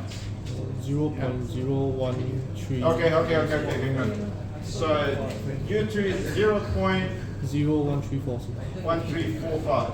146. 46. 1346. 1346. Okay. Next one. 0.0099. 009. 9. Yeah. Another 9. Yeah. 0.0099. 2 zeros and 2 nines. Yes, correct. Yeah. Yeah. Then 0.00483. How many zeros? 2. 2 zeros and 42. 483. 43. Okay. 483. 48. 48. 48. Okay. Yeah, 48. Sorry. Okay. Yeah. It's okay. What? Meters. Meters, yeah. Yeah. Units are important. So you'll probably get marked down if you don't put in units because we don't know what those values are. Now, that's easy. Next one is what? Force of element. Displacement, force distribution, and reaction. So if you put that back into equation, and big one, you can go and calculate what this is, yeah? So who's got that matrix already sorted out? So substitute those values in here, multiply out those two. So basically first row times first column. Okay, we can do that, yeah? So the only non-zeros are all those two, so K1 and K2. So it's basically minus K1 times U2, yeah? So our one is minus K1 times U2. Okay? So what is that?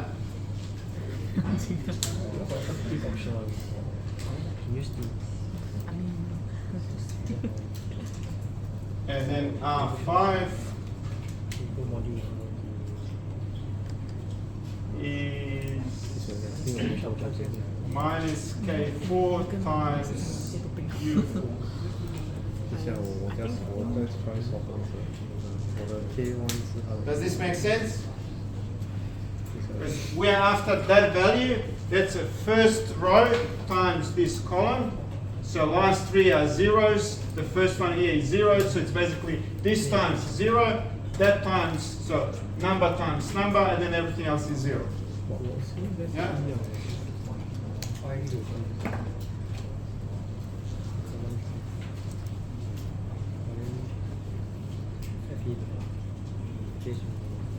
Okay, then we can go and calculate deformation. So let's call them D, so they're different from those axes. So we got D1, D2, D3, D4, and that's it, 4 elements, yeah?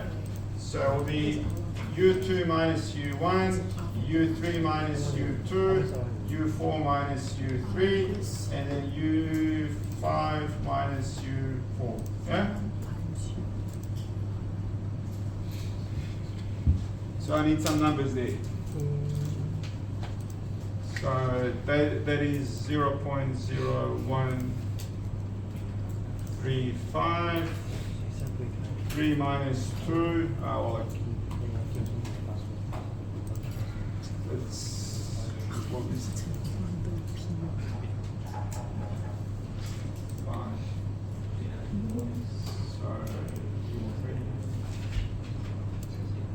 it's minus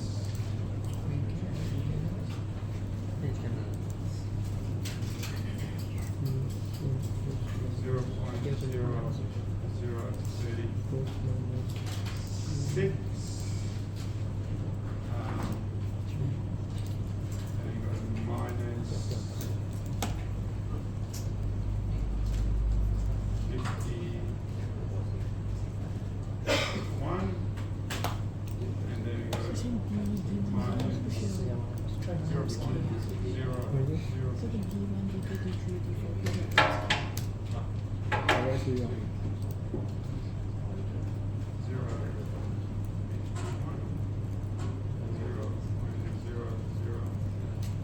Okay, did I stuff up something? This one is Three.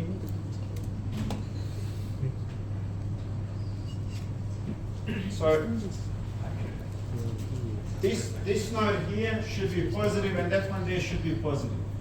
But I don't know why these numbers don't match up. 这个是你的 displacement，所以要 minus，跟我后边，就是不是你 K 的，照样 displacement，照样 displacement 呢，determine displacement， So is a false。 positive, then we got U3 minus that this. Yeah. You see the problem here, yeah? So because the force lives here and pulls in that direction. So this stretches, this compresses, that compresses. So there should be plus, plus, minus, minus. And we have plus, minus, minus, minus, which is not good.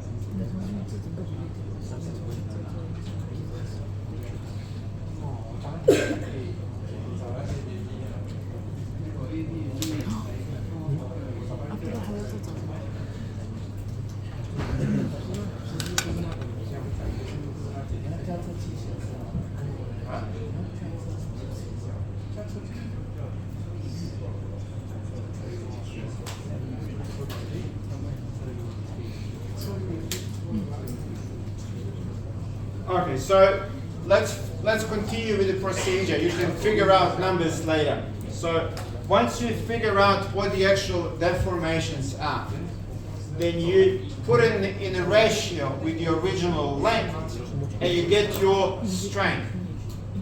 So deformation, which is change in length or original length, will give you strain. So every element will strain. Nodes that don't strain, it's only elements. Yeah?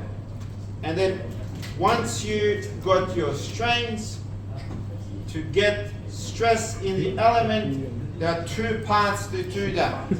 One would be Young's modulus times your strain. There will be one way of doing it. And other option, or sigma 1 is F1 over A1, where F1 is element force. Force which is K D1 ends up being pretty much same thing at the end. Does that make sense? Yeah?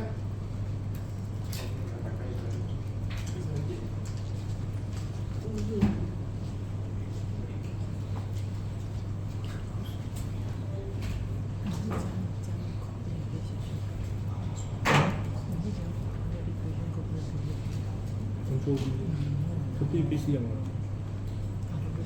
因为我这个是10分钟，没有，应该是 K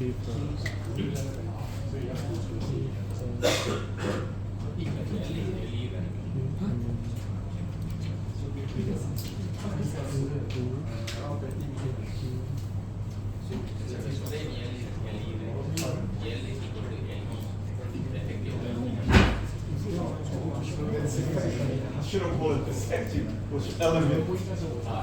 Because effective is what you do let's try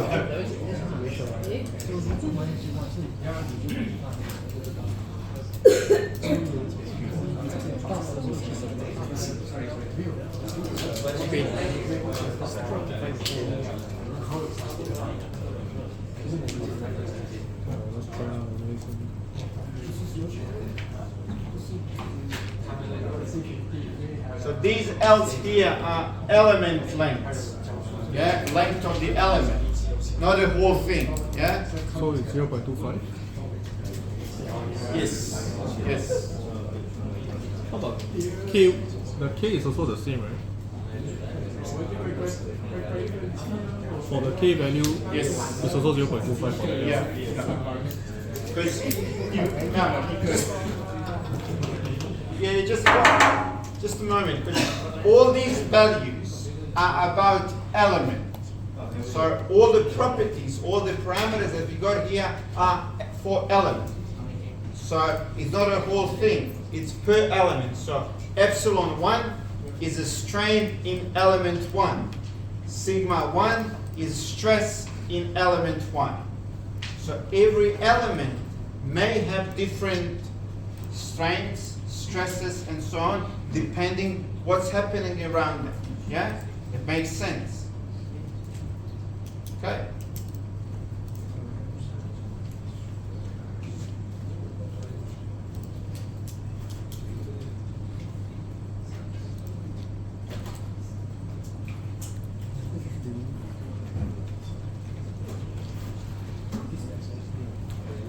Now, this could have been sort of a bit too fast, but do you have any questions about this? Anything that bothers you and you are not 100% sure? Because copy that down, check it, and then tomorrow we can talk about it again.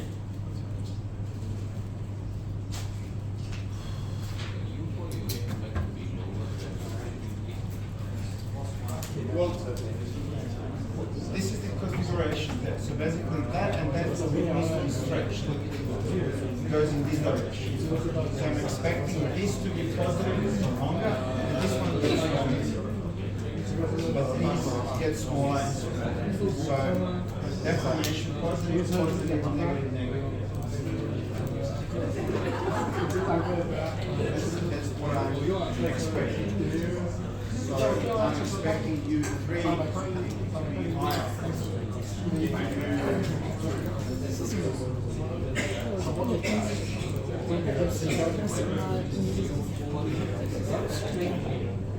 And that's that element here, which is perfectly fine.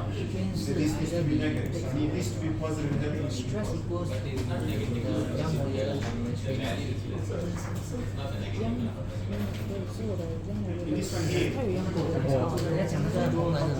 This one here. So U2 minus U1 needs to be positive. U3 minus U2 needs to be positive. But it's not positive here. Oh, I think the numbers is I did it backwards. Pardon? No, I did it backwards, so the U value is We figured the problem. Okay. So these two should flip the values. no, actually, No, the whole let's- value. let's- I think the value is wrong. The first one, U2 should be negative 0.011. So U2 Yeah, negative 0.011 meter. 0.011. 011. 0.011. Yeah. So Then it can't be negative. It has to be positive. positive. Positive. And what is the U3 then? Then probably I did. It's positive, is it? No, I don't.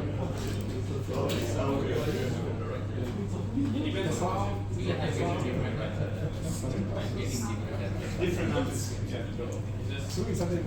Okay, so let's revise these numbers. They don't seem right. And I don't have them, so you need to help me. So U2. What is U2? So Maybe we start from there. So here's 1, 2, 3, 4, 5. So we know that one doesn't move, that one doesn't move. So U2, what is U2? Maybe we determine the K value first. Maybe the Sorry? K. Maybe we can determine the K value first. A value. No, can we determine the K value? K, well, you know. So you got X values. Yeah. X1. X1 is half of that element. Yeah. Yeah? X2 is that full element and half of the other one. Okay. Yeah? X3 is that full element and half of the third one. And X4 is 3 of those elements and half of the fourth. 虚的给 element。哦，我们就是要加前面。 So 我要加 X2 第一个 is element。 0.025 plus 0.125.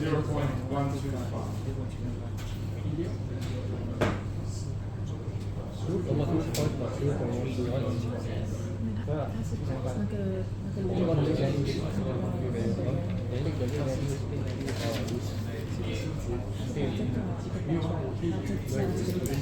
This makes sense. So it's what color I got 哦，没有没有， here. 对对对，对，因为它的是0.25 It's your X2, yeah? So full length of this element and half of the second. 0.25, full length and half of the next one, 0.125. 对。 And you do the same for the other ones. 那我们的只是这对啊，correct，为什么会错？因为你的比较是从他们是从这边开始嘛，这边是弯的，这边最大的那个是弯的。没有，这没有错，没有错，对的。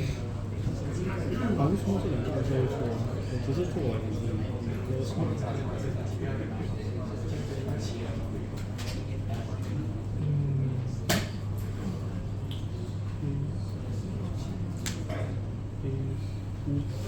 拍啊，我不是读拍啊，是。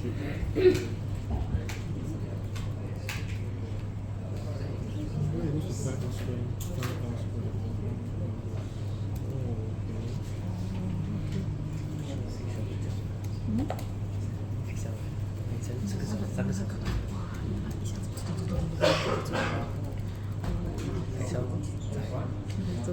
OK OK。因为我们放的是独白二。没有，我放独白二。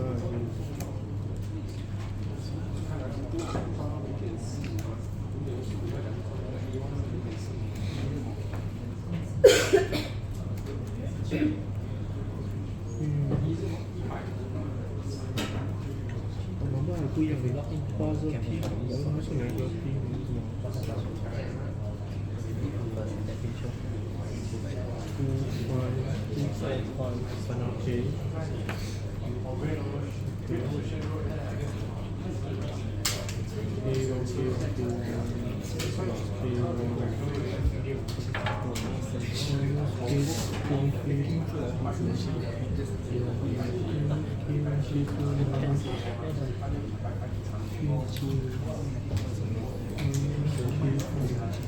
因为一种因为它的 A1 跟那个 A1 跟我们的不一样。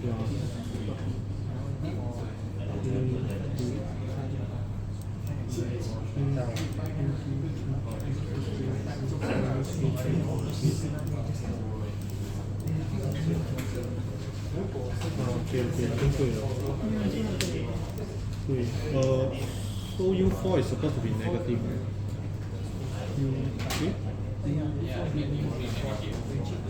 So what you got what? U3 negative. U4 is it negative? U4 is negative. Yes. U4 is negative. Makes sense. It's compressing, yeah? So you're pushing it against this. So U2 positive, U3 positive, U4 negative. OK， Yeah? 应该对哦。Yeah, correct. Yeah, I think I got it. Should be 0.0075. I don't know. So you got a calculator there. So So U2, yeah, okay, good. So positive, positive, negative. Yeah. Okay, so what are the values now? U2, 0.0075. 0 point, how many zeros? 2 zeros? 20. 2 zeros and then 75. Yes. Okay. And then U3, Same. same. Yeah. Sure? Yeah. 0.0075. And U3 is Negative 0.0053. 2 zeros and then 2053. 53. Okay, that makes more sense. Now we got 75, 75, 53. So here, displacement 1 is 0.0075. U3 minus U2 is 0. Are you sure? Yeah. I don't know. Oh, you got different numbers. Maybe yours. Okay, what are your numbers?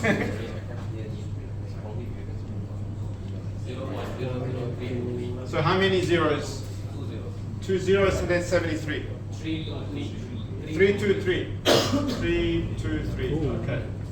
Then we got 0, 0, Okay, I是有错的。 857. And then we got minus 0.00 plus for U3. No, for U4. 这两个也没有关系的。这是 K1 Plus. minus K1 Can't be plus. minus K1 equals K1 plus plus K2。哎，你看这， equals K1 K2. No, you're right. They're displacements. Yeah, these are displacements. You're right. Yeah. K 0.629. Now, yeah, okay. So let's do what we got here. So U2 minus this one will be 0.0 whatever. K3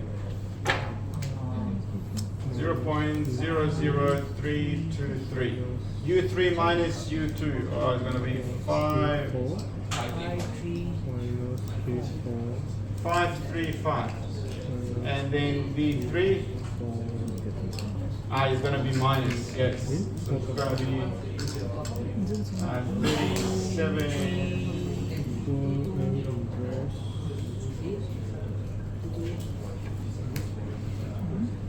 What is it? 228. And last one minus 0.00. Now that makes sense. So first one is getting longer, second one is getting longer, third one is getting shorter, fourth one is getting shorter. Makes sense. Now should we put numbers in? Okay, let's put numbers in. So we got 0.0323 divided by 0.25, that's what? Then we got 0.0535 divided by 0.25. And then we got negative strain 0.00228 divided by 0.25.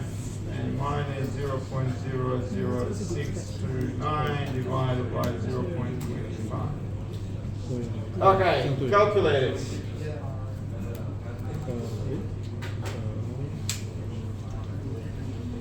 So those values divided by 0.25.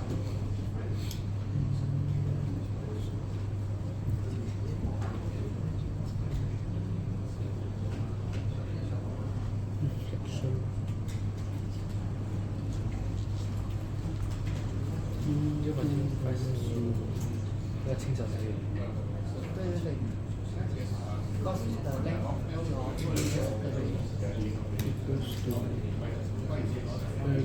just that when you take all the way So- because it's in between.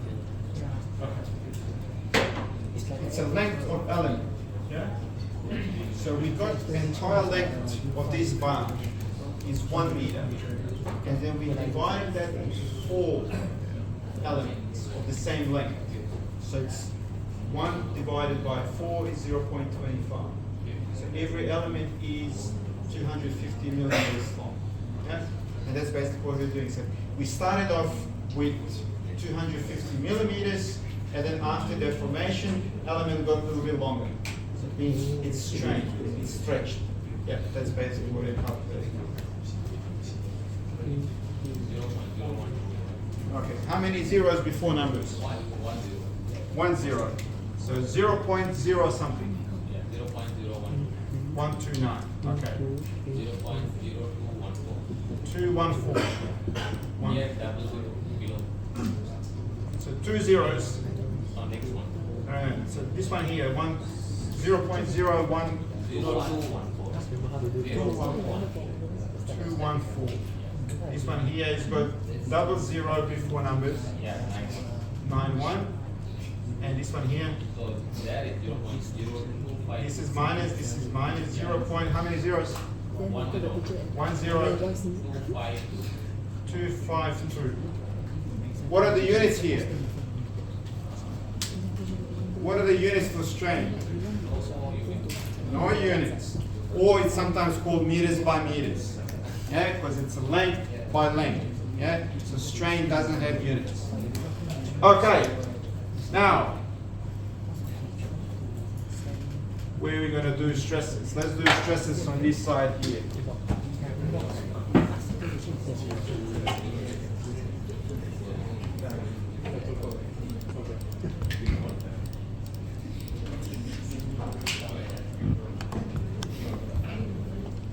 So, stress 1 is epsilon 1 times E. Stress 2 is epsilon 2 times E. Stress 3 is epsilon 3 E, and so on.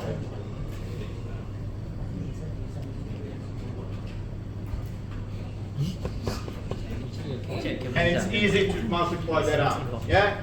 So, what do we have there again for the 0.0129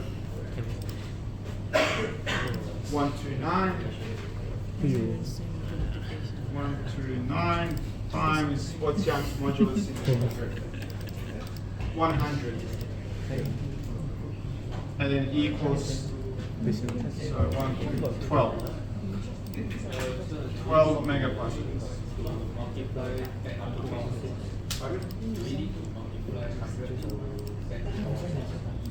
Well, we agreed to use newtons and meters. Yeah? So, you're right. You're right. But what are these? These are used meters. Yeah.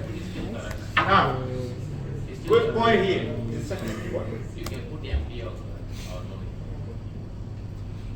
But yeah.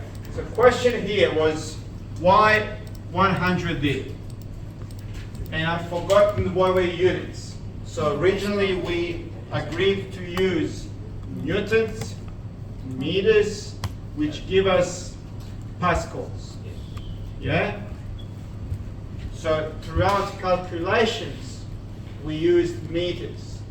So I cannot use hundreds directly. So I have to convert that into pascals. So times 10 to 6. Yeah? But you're going to end up being the same thing. So still going to be 12.9 times 10 to the 6 pascals, which is essentially 12.9 megapascals. Yeah? But that's good pickup. Thanks for that. Yeah? Now, as I said, alternative way of doing that, so we'll just do for sigma 1. Sigma 1 is force 1 on area 1. And we already know how to calculate F1. So F1 is K1 times U2 minus U1, or D1 as we call it over there, divided by A1. You should end up having exactly the same number. So either way will be fine. I think this is much quicker and neater way of doing it. Okay, I think we survived that one. Took us a while, but eventually we got it. Yeah? Now, what did we learn about this? So you know what is going to happen in the exam. So get your spreadsheet, get your calculators ready, and just punch numbers in, enter, bam, done. Yeah? So you don't need to key in individually every time. Yeah? Be ready. Script, whatever, there. Because it's going to be the same thing. Yeah?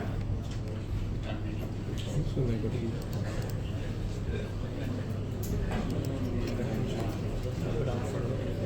Negative K1, K1. Okay. Any questions? No? So, tomorrow we'll start playing with abacus. Where are you up to with your project?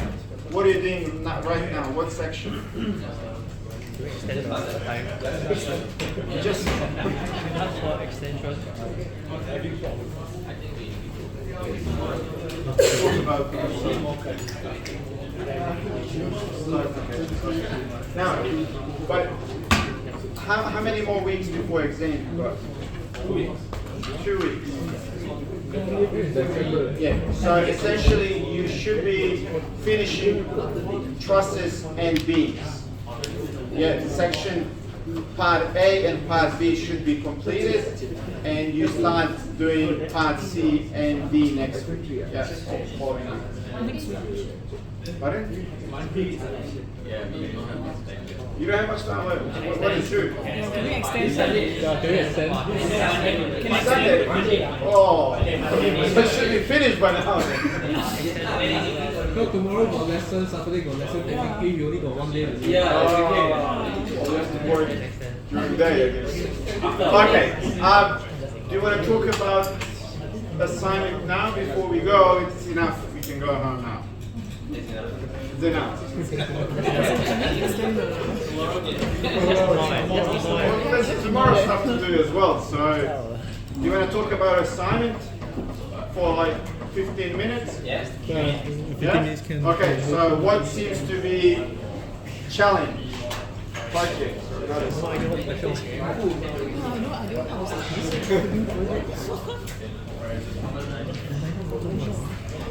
Manual calculation.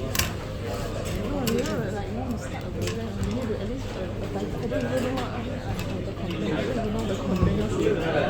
I put it on the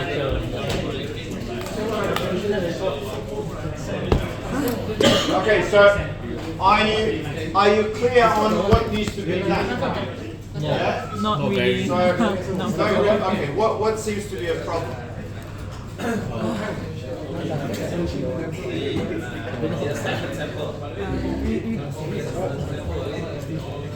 Yeah, go. Totally don't know how to Say again? We are stuck at question A. Part A. like, we don't know how to. Like we don't know where how to start. You don't know how to start. The report. That's scary.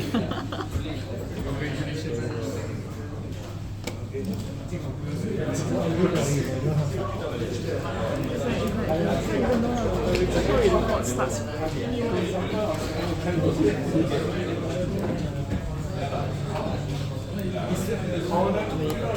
Okay, so do you know what you're designing to start with? Yeah, you know what it is. Yeah? So it's got a big end and it's got a small end. Yeah? Yeah. So your task is to come up with a structure that connects basically those two bits. And said there's a design space or design envelope within which you can work, and then he said, okay, let me try this. So the first try could be, let's say, let me join those two with line like that, and put a profile of whatever, you know, round profile, for example.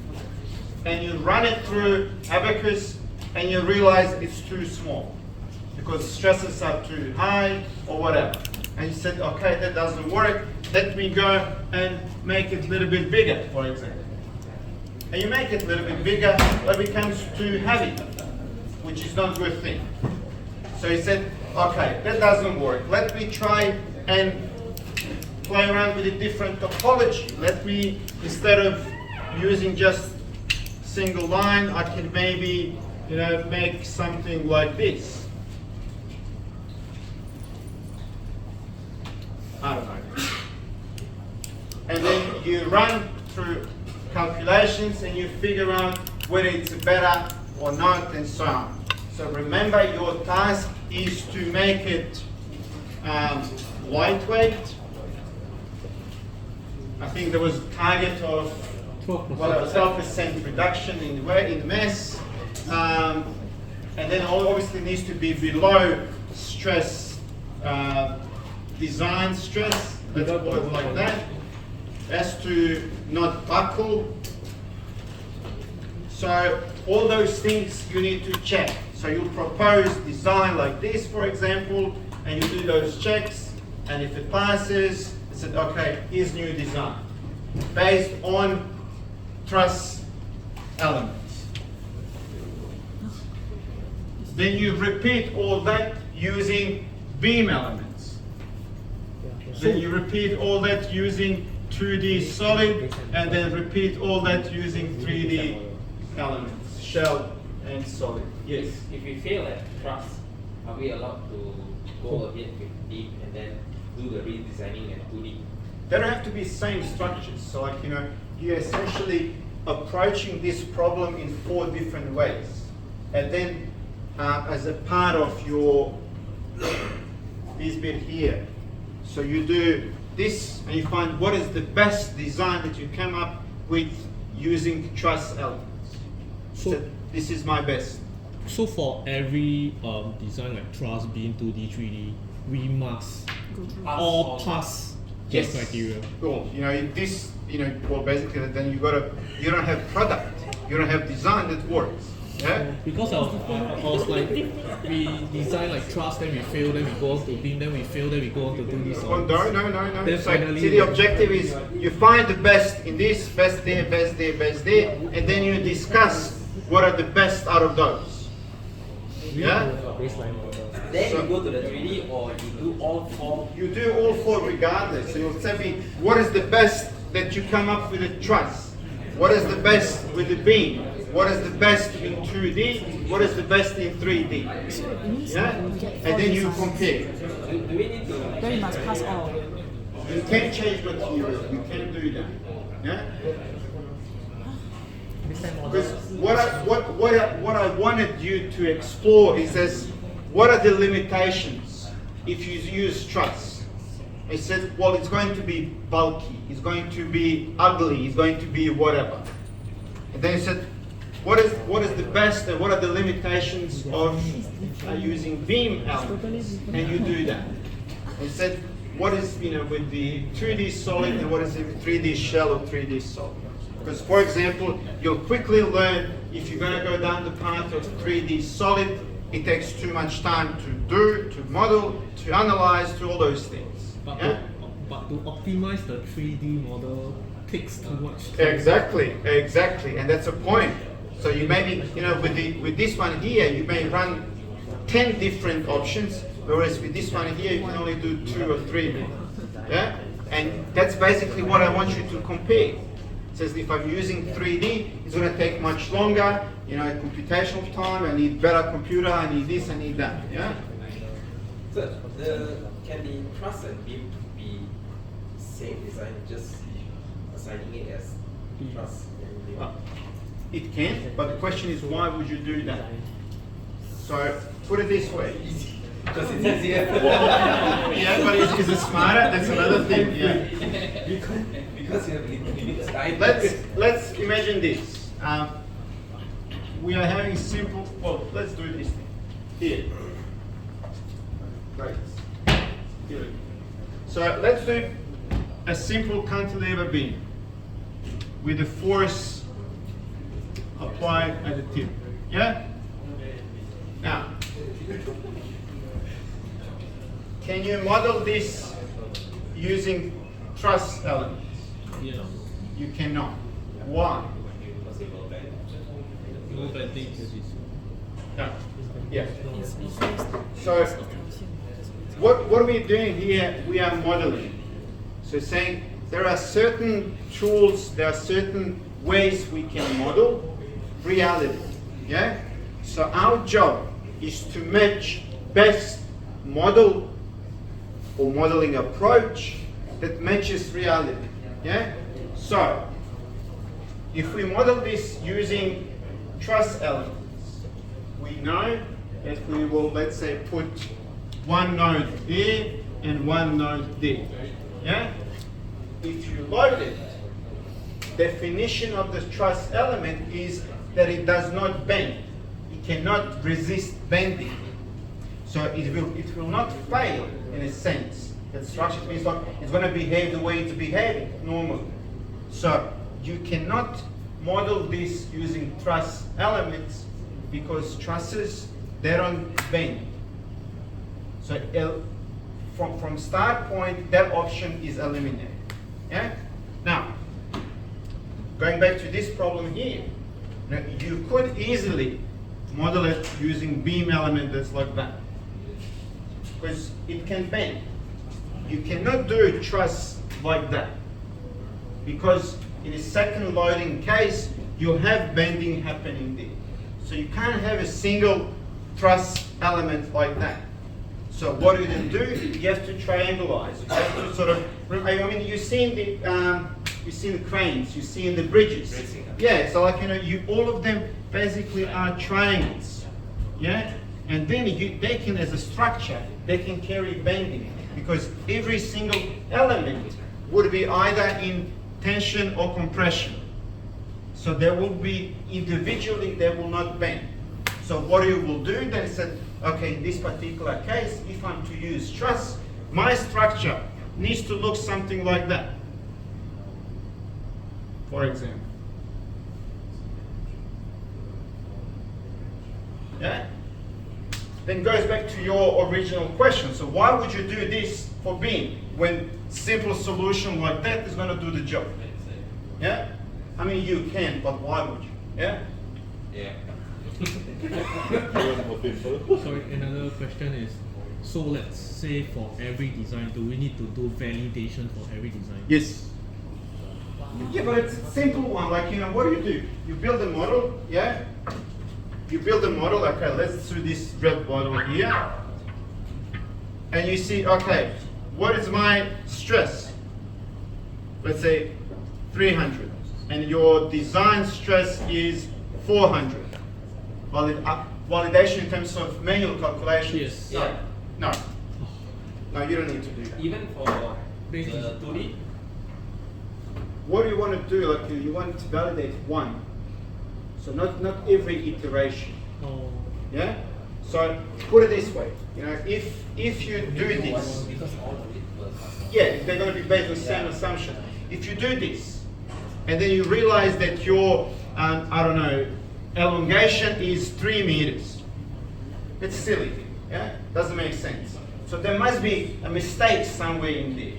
That is, you know, by factor of, let's say, 100 even, yeah? And that's basically what you want to figure out, or flush out, using that hand calculations.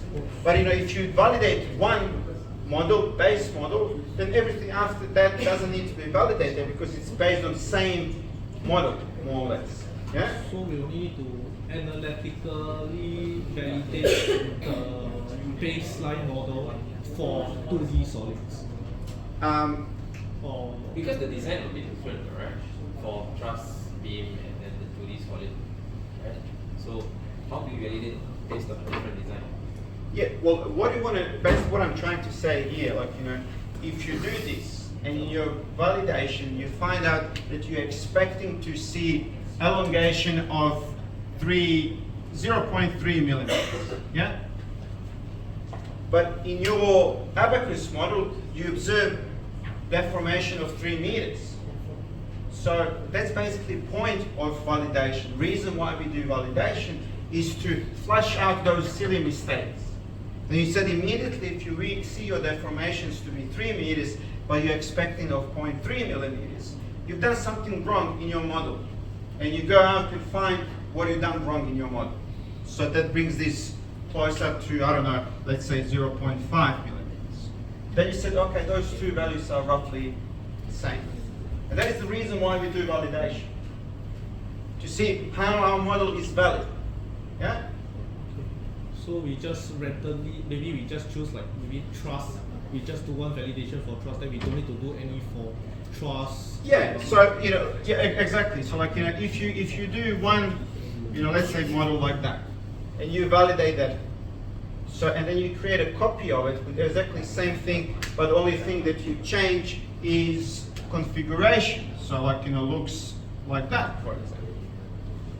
So you can assume that it's a valid model because you validated this one here, and you said this one performed really well. Yeah? Does that make sense? No, it doesn't. No, it doesn't. Yeah, because the design will be different. Then you still have to validate parameters for each design, right? Because if it's like 2D, you've got the thickness involved. Then for 3D, you've got a different thickness involved. Yeah, so that how do you ensure that all four is actually based on these parameters that you set based? So for instance, set it based on the trust. So, okay, why, let's go back to that original question. Why do we do validation? Ensure like every settings is correct, then you get a reasonable results. Yeah, I mean, first of all, if you can do this analytically, why would you use Abacus to do it? It's a purpose, yeah? So what we want to do is make sure that results are something that we expect. They're not sort of silly, big, large values or something that we don't expect. Remember what we talked about here. That's basically validation. We've got numbers, and then we started thinking, well, that doesn't make sense because we expected positive, positive here, positive, positive, negative, negative. That was our validation, how well we did here. So same goes here. We'll take our base model, we sort of make sure that all the values that we're putting in, like, for Poisson's ratio is right value, for Young's modulus is right value, boundary conditions, loads, they're right values. And then we validate that model and said, okay, now that model is good. Let me run variations of that model. So you changing topology is not going to affect the rest of the model. Because, let's say if you have pin there and roll at the top, your other model is going to be exactly the same thing. You're going to have pin there and roll at the top. So you've got to inherit same validated features. This model here will have material, let's say aluminium. Same there, same over here. So minimize this change. The only thing that you're changing is topology, layout of the lines. Yeah? So you can go ahead with the assumption that what you validated here stays. Yeah? So are we safe to assume that if we validate based on trust, then we can use it throughout Like all the other. All other trusses. Oh, That means every model we have Every to model need to validate at validate least once. once. Well, yeah, well, exactly. Yeah. Pardon?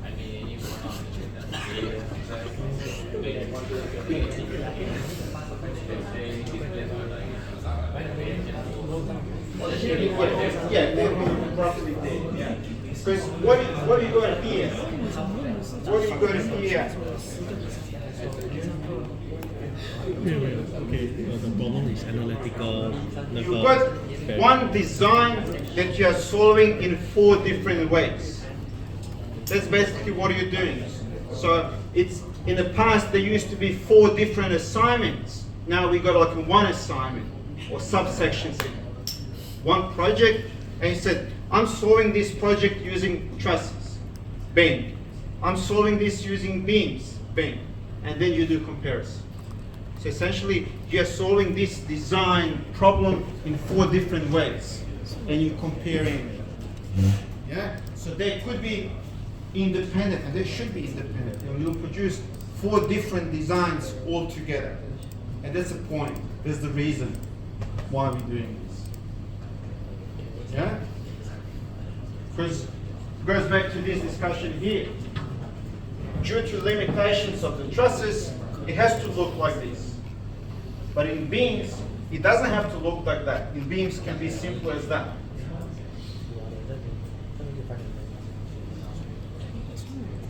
And we have to validate that everyone has to be, every design has to be, okay, the 3D actually, to be below that certain value of weight, the light weight.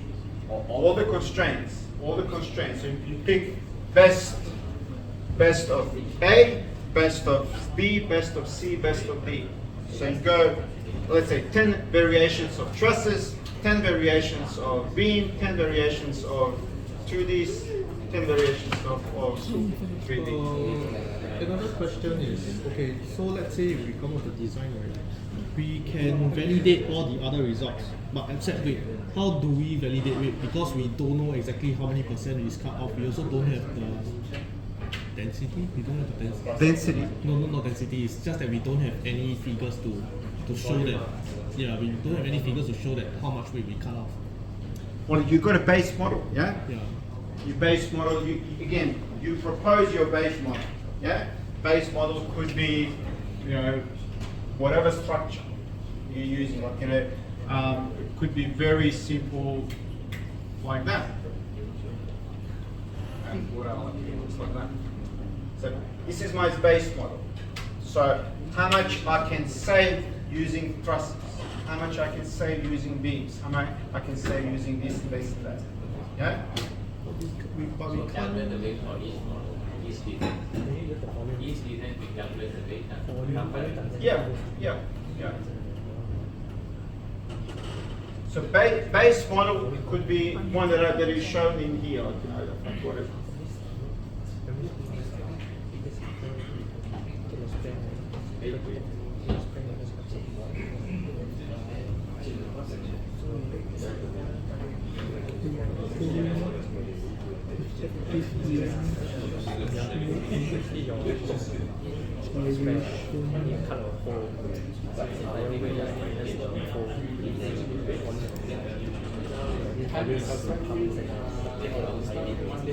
Okay. So, for example, this could be your base model. Yeah? I said, this is, but look, if you read the story a little bit, he said, look, I'm replacing a piston and I'm designing new piston. And this new piston is going to be better. Yeah? So you must be replacing something that already exists. You take this plain conrod as your base model. You validate it, you go through calculations or whatever, MS, all those things, and you see what values you got there. And then you said, okay, my first proposal is this, for example. You go through it, you calculate, you figure out what's happening, and you find that the best truss model looks like this. Then you compare it with your base model. I said, okay, I've got savings of 20%. Yes? So you say for 10 iterations per model, right? So for trust there are 10 iterations, right? So that's like one iteration, like let's say I use one material for one iteration and I use another one for one iteration. Does that count as 2 iterations? Look, I said I just use number as 10, but like, what do you want to do basically? You're going to try certain things. Let's say, I'm going to make this out of aluminium, yeah? And you realize it fails. So that's the first iteration that didn't work. So you have to do something to it to improve it. Yeah? So it may not be 10, could be 3, or could be 25, depending on what you change. Let's say in our report, like you said, we make comparisons, right? What's a good number to make comparisons with? You just do is fine. Oh look, if you can find a better solution in 2 attempts, good luck. Yeah.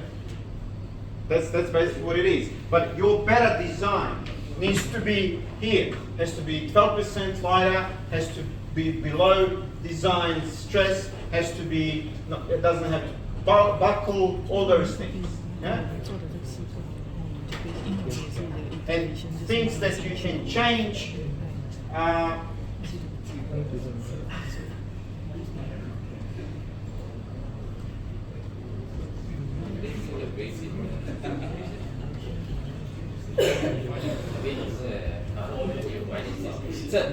can we take this as the base? You can. Okay, can I view the base? That block? So you have to So where is so we also before looking at it.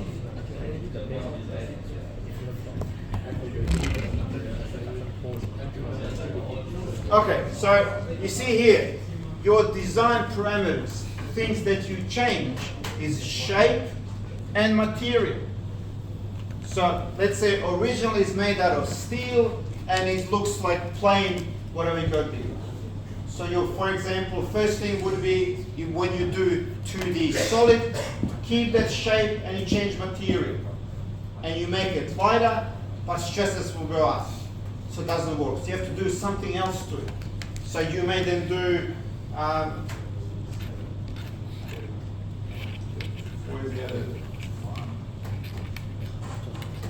Then you may do something like this. Put a rebar in it to stiffen it a little bit. That will be, for example, one of the solutions. Or, you may say, look, it's too heavy because I needed to do this, this, and that. So you drill on the sides, you put a bit of profile, you do something with it. That's basically what you do. You're exploring designs. You may even do this. Let's say you run analysis and you realize that there are a lot of spots where the stresses are very low. So what do you do then? You say, like, how about I cut that bit out? And you got, for example, shapes like that, or even like that, completely cut out like that. So that is lightweighting. You make it lighter without sacrificing strength. Okay?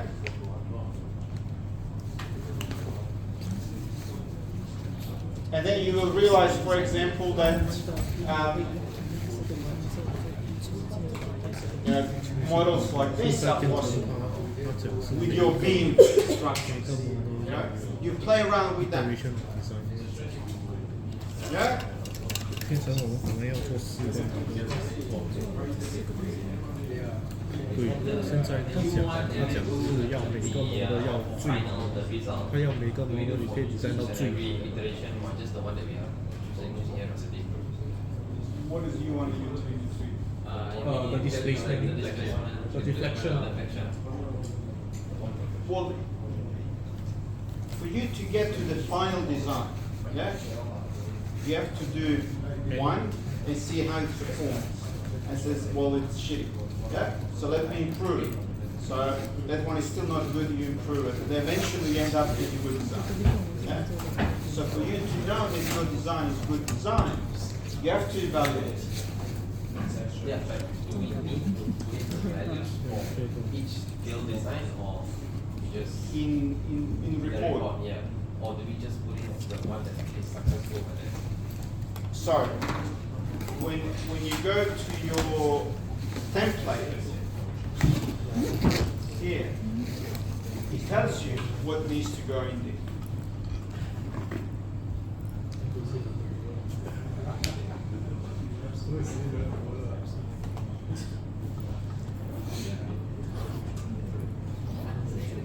So, but I hope you can see it. So there will be sections in your report. We said, here's my baseline model, and you explain what your baseline model is, and you describe what you did, what sort of design development tasks did you do. I said, I changed profile, I changed this, I changed that, and then you show all those bits that are required to go in there. So for every part A, you do this, for part B, you do that, and so on and so on. Yeah?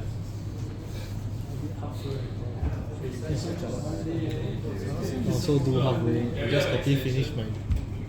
I don't care. Because So, I think most of us were under the impression that we just come out with one design, then do it for trust, team, shell, and 3 okay. Well, because you didn't read well. Which brings me to a question, like, you know, whether the instructions are not that clear, which is something I can improve on, or you have not read it, which is on you. We got different interpretation. From the So village. the instructions are not clear. That's basically, yeah. Like So, you didn't specify that we have to have a different design for each one. I mean that. I think that's where we got confused there. Then I think the assignment wrote that we minimally need 2 designs. So we are assuming like, or maybe like one of the parts. We thought is the 4 parts we can do 4 different. Yeah. So we really need And- one for yeah. each So- trust. B, so B, and this, so to complete projects successfully and therefore assessment, you are required to establish baseline model and its performance, and then I can't read it here properly. Then later you And then said- you benchmark, and then deliver at least 2 design iterations. And then it goes there. The above activities are to be completed for each of the following techniques. So we are assuming like this 2 design is one of these 2. Well, why would you assume that it says so? Like, you know, do this for each of these. I mean, I don't see it like, again, it goes back to that, like, you know, whether instructions are not clear. Or you say, like, let me be sort of smart and, you know, not do this. I don't know. Because all of us were under. I know, but like, that's why I'm saying, like, you know, because the instructions may not be clear. And that is on me, then, like, you know, I have to sort of find a way to improve on that, because I thought it makes sense. Extend it to Yeah. Can we extend? Yeah, I'm talking, I don't mind, like, because, you see, what happens, we run it differently, like, you know, we got more weeks, and then we schedule it differently. So, if Sarah is happy to give you extension, you know, I'm okay with that at all. Yeah, but I'm giving 3 days only. The max. Yeah, the max they're giving is 3 days. So what, how many days would you need? 1 week. 2 weeks. 1 week? Okay. Now, is that going to interfere with your exams? Exam is 13th So exams are 13th. of April. Our submission is next Monday. So 1 week, yeah, I don't have problems giving you 1 extra week. Yeah? So, There's only actually Information. okay, now are we all clear what needs to be done? So you are at least to have at least 8 models. Okay. So 2 of each, but you probably have more. Baseline, iteration 1, iteration 2. Yeah? Then to move on to next one. Iteration 1, iteration 3, at least. Yeah? But that is under assumption that you manage to find optimal solution in 2 iterations. Yeah? So I can. So we're going to extend Yes. 1 week. So the date will be 31st. 31st. The new deadline will be 31st. No, I'm not sure if there are any public holidays, but in Melbourne it's public holiday because it's Easter. So does that Only Good Friday. First April, first April. Does it matter? No, it's the Sunday. Yeah, no, it's the same. So back to work on Monday. So look, you know, if you know, yeah, extra week, and I don't mind. Like, it does not conflict with anything else. So. First April. First April.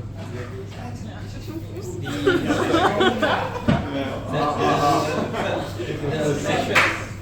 The part of the measures. Do we need to refine the measures from cost to define like the velocity for every.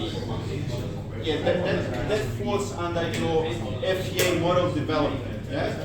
So if your mesh is not defined, well, you know. I think I tried the 3D model, right? The limit was, I think, around the global size of 2. Once you go below that, where the model is still not very clear, you will have errors which you cannot continue. Okay. Yeah. Now, question that was here. What do we do with the student edition of the Abacus? You can't do much in 3D model, yeah? Yeah, impression. But you do have access to RMITs. No, the RMIT one has Yeah, but a RMIT limit issues. of 25,000. Yes, correct. It's after that code run. Yeah, It's 500,000. Yeah, so 25,000 is a lot. But once I go below two global Yeah. siege, it's definitely error. They will Yeah. give you, they will prompt you an Global error. C of what? I'm sorry? Of It's a limited region, cannot Yeah. run. You cannot run. The maximum is I think 100. 250k I think. you see how many 250,000. nodes? Yeah, Well, 250k. and that's okay. So we are dealing with the real issues here. You know, you work in a company. Company's got so many licenses, and you have to deal with that. You know, there's no unlimited resources. You work for a company. Your boss doesn't say, "Okay, here's the, $5 million for you to make this cut." No, because like here's $2 figure out. Same goes here. So work within resources that are available to you. So you can't go super fine. And that's the whole idea, for you to realize that 3D model is expensive. And then you have to compromise somewhere. Yeah? And that's why we are learning other approximations. Why we are having 2D solid, so we avoid 3D solid. Why we have trusses and beams, so we avoid 3D solids. Yeah? Yeah, does that make sense? Okay. I think that's enough for tonight.